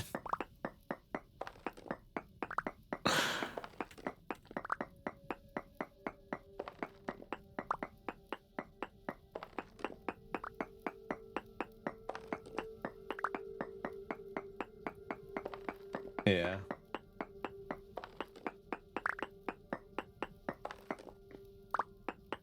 I wonder if I have a free pass for it.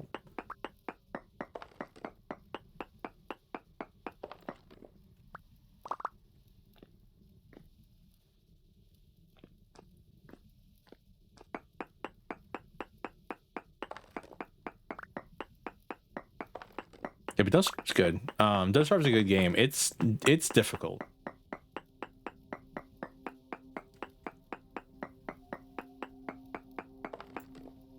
No Ode nearby.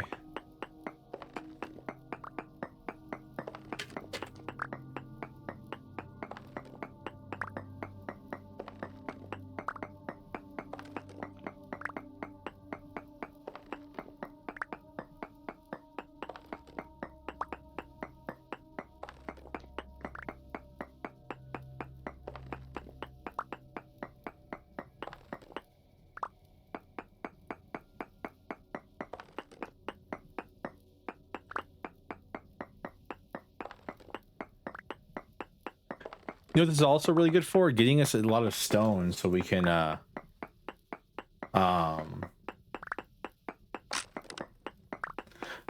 bronze. Next one up is bronze. So we either need tin, bismuth, or gold and silver for it. No, actually for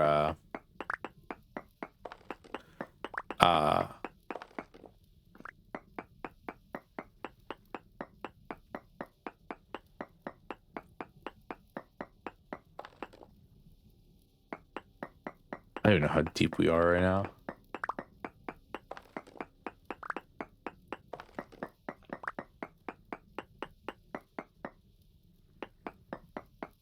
Haven't played Deep Rock. I've never played Deep Rock Galactic at all. We don't like, you know, drow dwarves. We don't get along. We both want to live underground, but we can't exactly share space together.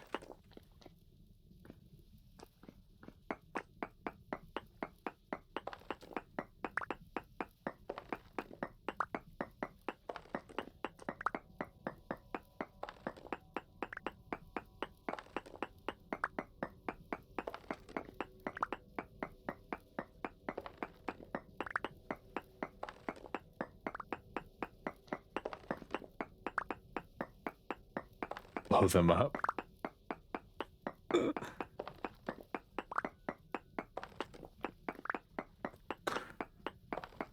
Oh. That reminds me, I should probably end sooner rather than later so I can do it, so I can take more medication.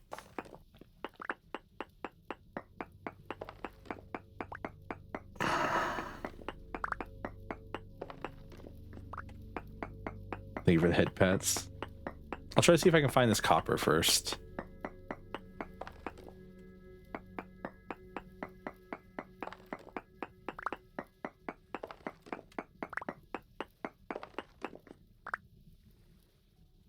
Thank you for the head pets.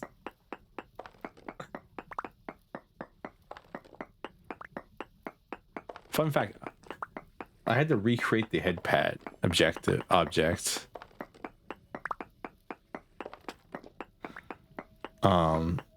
I still say I need to find a way to have a pet the ears toggle.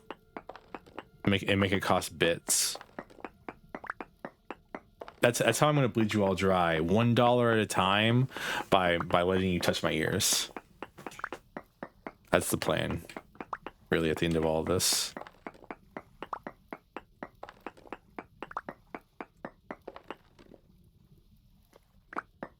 We're gonna touch his ears. Gently, yes, gently, of course.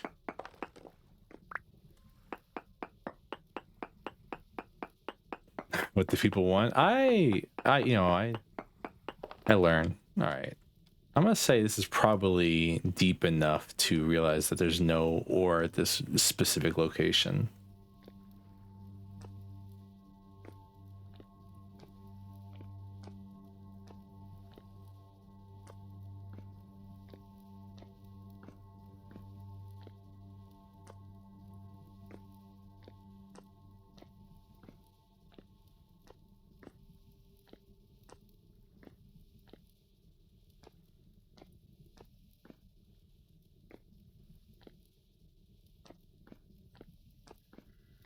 So it's like what? 1, 2, 3, 4, 5, 6, 7, 8. So like we should start here.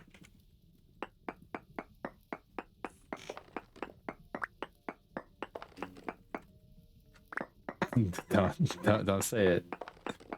Do not say it.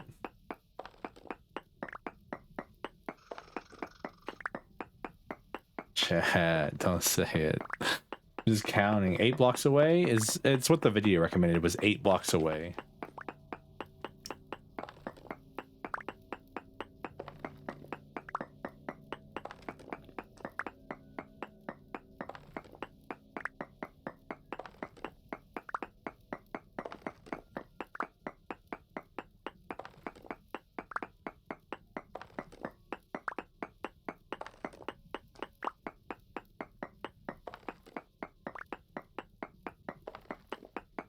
Looking at the first pick, yeah. Yeah, it was, the recommendation was 8. Well, the recommendation was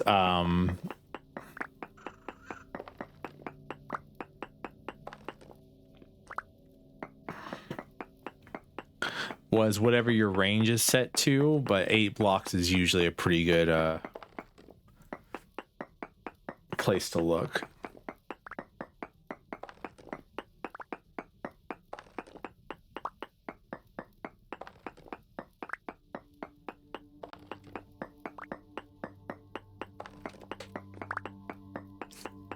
So, how's the kids, everybody?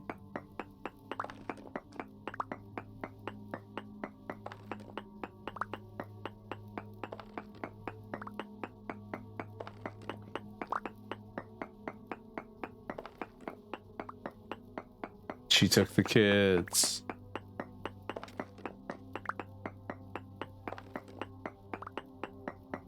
Yeah. No, 100% this kind of work is definitely better in multiplayer. Yeah, because you can be like, oh, hey guys, what's up, everyone? Because like right now, any second that I'm doing this is a second I'm not, checking on the crops or making food for myself or anything like that. I'm not making tools. I'm just mining right now. So it's like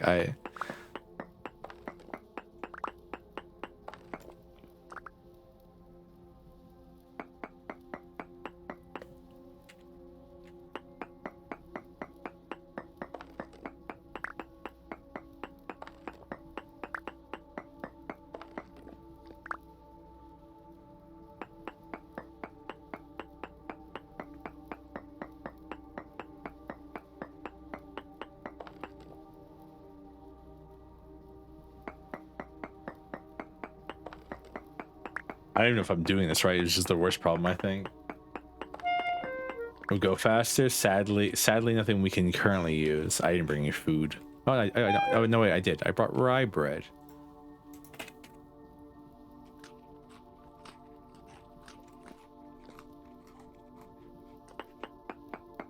He hungry. He starve.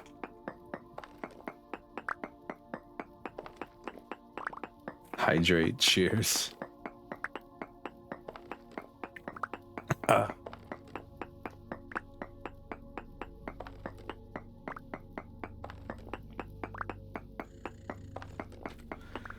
Slow down and down we go. Into a circle into the earth.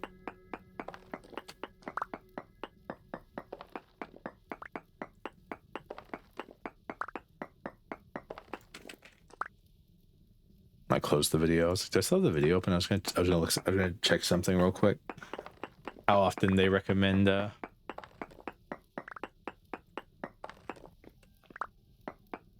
check with this thing.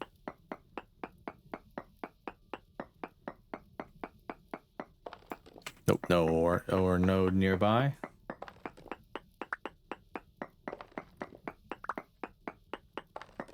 Pickaxe ASMR, basically. ASMR, you're trapped in the mine, and the cute boy who's working with you is giving you that look.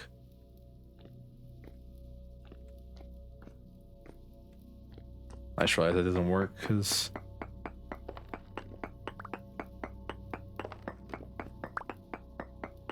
what I was doing is not going to work. The look, yes, the look.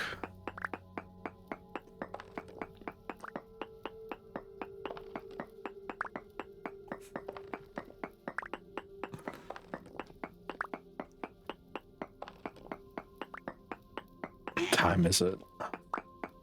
Late.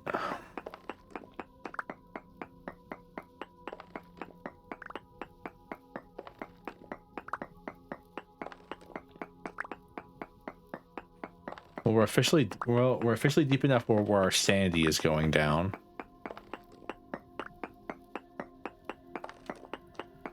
Not just because of the game. It's not just because of game mechanics either.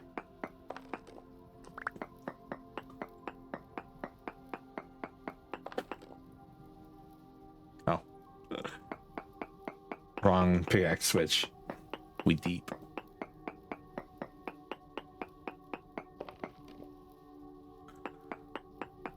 Temporal stuff, yeah. If you notice in the middle, I call it sanity. It's actually temporal. It's actually your temporal connection to the world. So you'll constantly hear me say sanity though. That's how I see it. Because like you're just going crazy.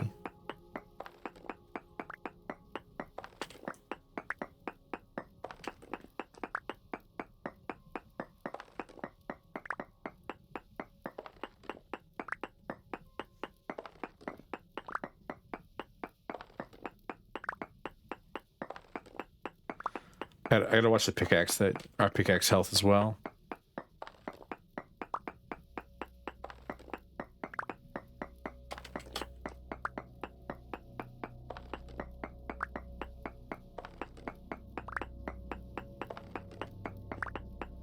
Crazy, huh? I was crazy once. Locked me in a room with rats. Wow, we are really deep now. Look at that thing go.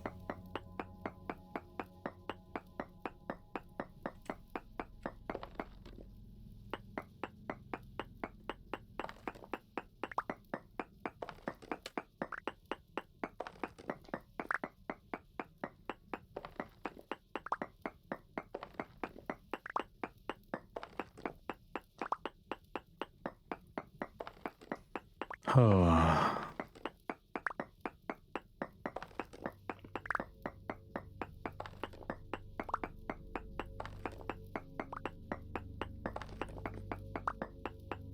Yeah, I just don't know when to stop is the problem.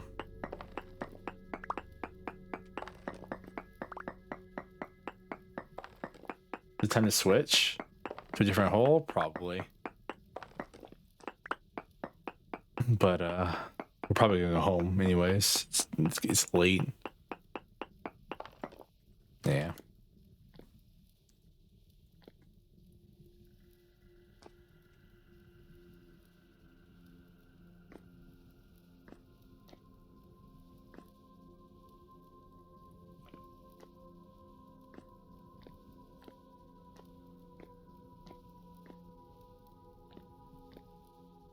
See, we could technically do the other way, which is with the saw, which is with the bucket and then using water, but the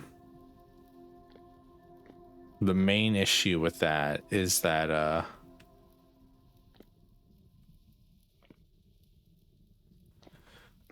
It's like 1, 2, 3, 4, 5, 6, 7, 8. Let's start.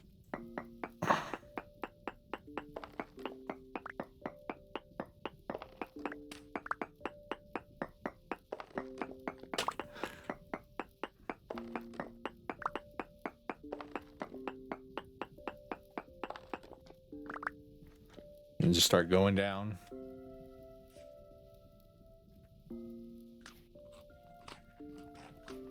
Pickaxe is getting lower, though, is the problem. So we're not heading home. I'm starting the hole, okay? You have to, like, because if I don't start this now, I'm gonna forget. All right.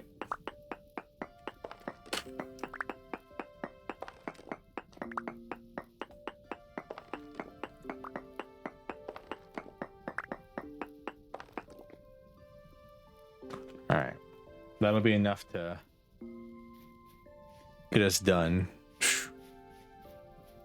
Well, so we'll keep some of this, but the rest of this we're just going to toss to the side here. We don't need this much stone.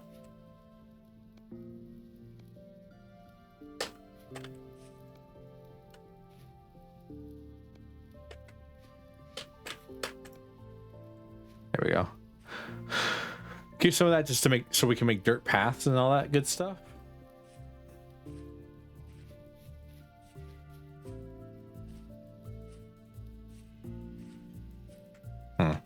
Actually, one more thing. One more thing. This is the last thing I want to check here.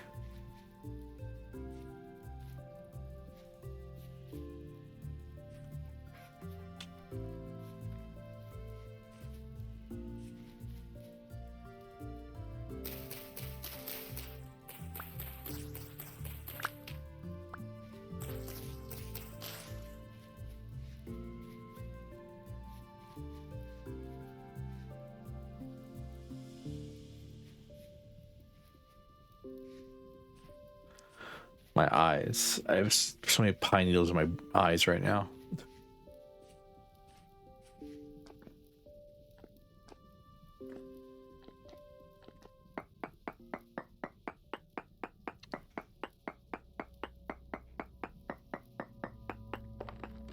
Nope. Okay, cool.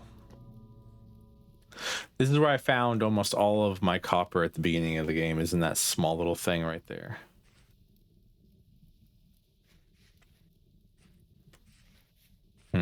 So I wanted to see if there was even another node nearby on there.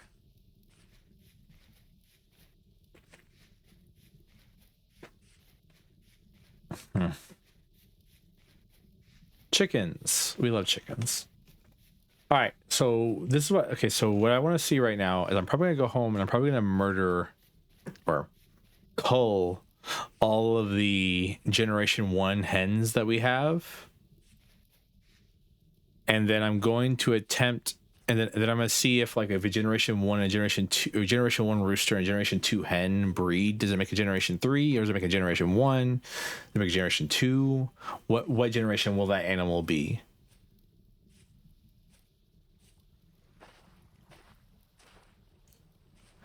It'd be nice once we get Generation 3 animals, because then we can just, like, one-shot them and with a cleaver, and we don't have to, like, go through this whole mess of me running around chasing them.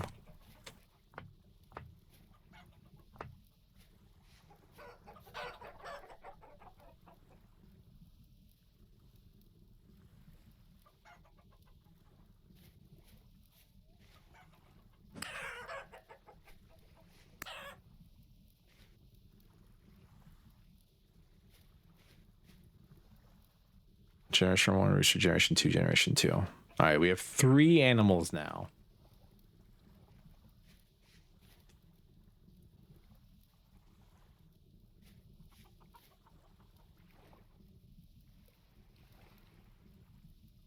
Look at that panic in the roosters. Yeah, they do that.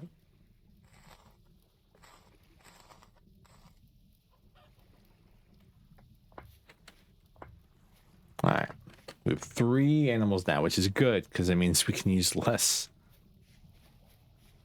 It means that less and less food is needed. All right, these are almost done growing. I probably have a few more days.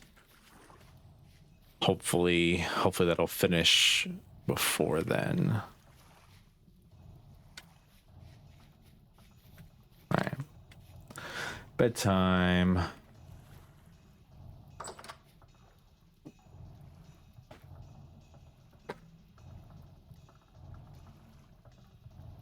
Our pickaxe is almost broke too, which sucks.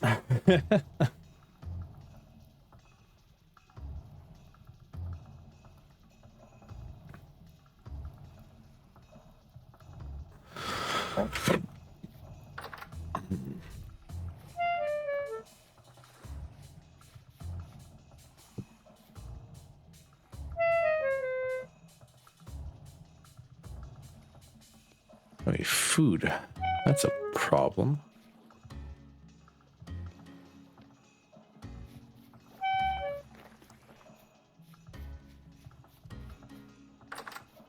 Cured meats had to be like super salty to cook with, right?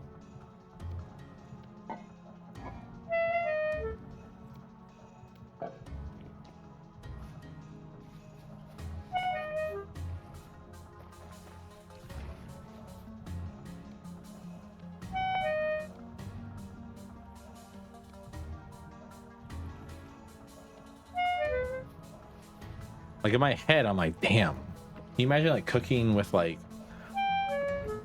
a piece of meat that's been sitting inside like a vat of salt, and just so it like won't go bad for like 3 years?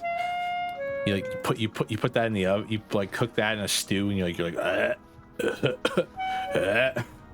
is like dying from the salt content in it.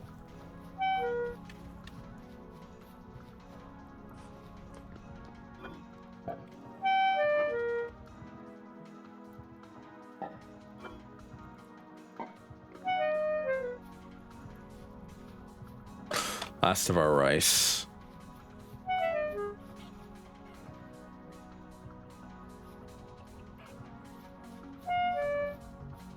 All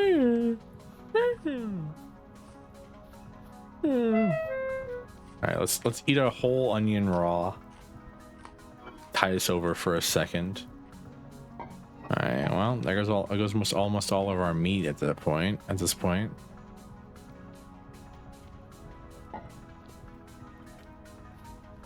Kind of comes close. I don't like smoked salmon. I've had it once and I did not like it. So maybe I wouldn't like it.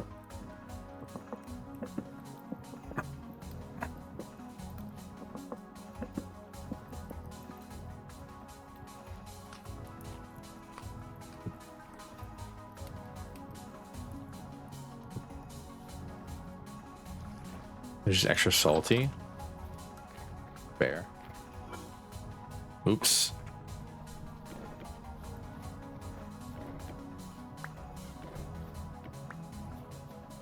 What that means, time to replace all our torches.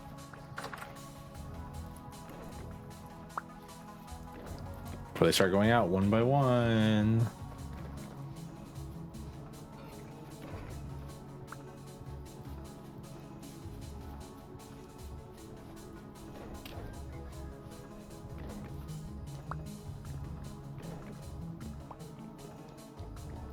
There we go.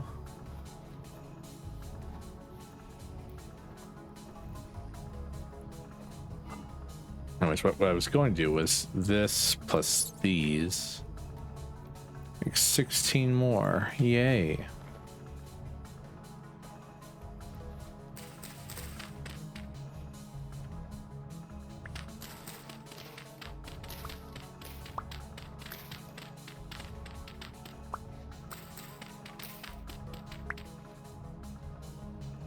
Locked specifically. Did you eat it with a bagel? And chives or cream cheese and lox bagel? Yep, I knew it. It's almost like it's a very common way to eat bagels.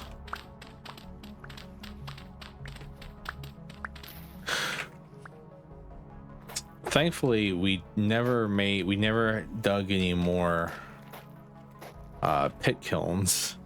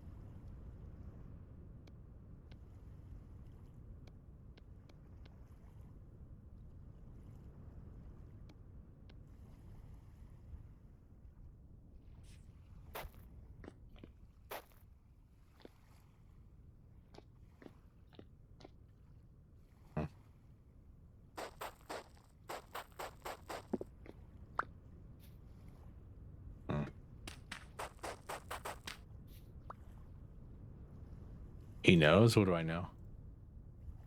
I know nothing. Oh, wait, that's not right either.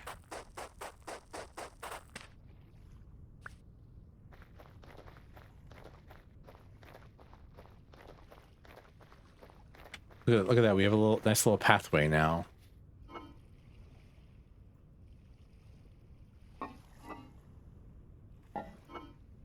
In between our houses and stuff like that.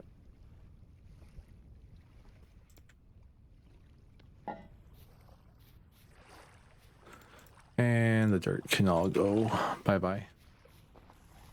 Again, it's cute. Yeah, it gives us a... It also gives us a speed boost as we walk around. So I don't have to run everywhere now. I want to get around our houses and stuff like that.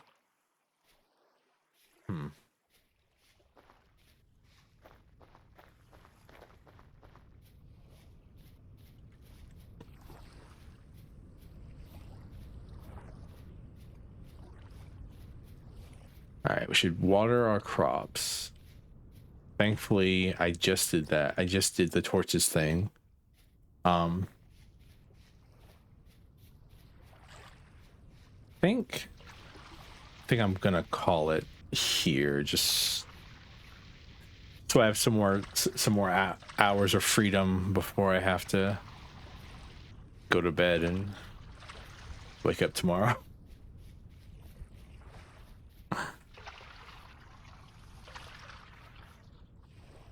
Yeah, we're gonna be seeing a lot of growth stunted due to the cold.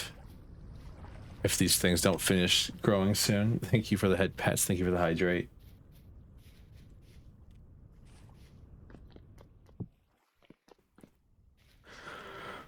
Oh. Make sure there's nothing else I want to do real quick though.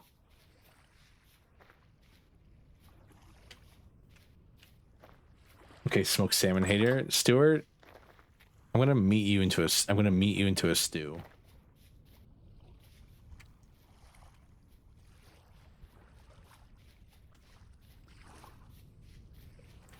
Oh, I want to check to see if our chickens had laid eggs or not. Okay, they have laid one egg. There's still a little bit of rice left for them. All right. Thank you all so much for being here. Thank you for indulging me on that YouTube video. He spent 4 hours to eat a fourth of a fish, by the way. Stuart? Or me? Which one of us? Anyways, thank you all so much for being here. Thank you again,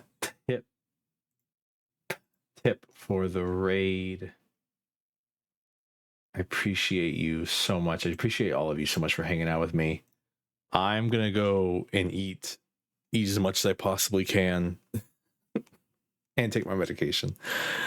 I hope you all have a great afternoon, evening, morning, whatever time is for you. And as always, goodbye.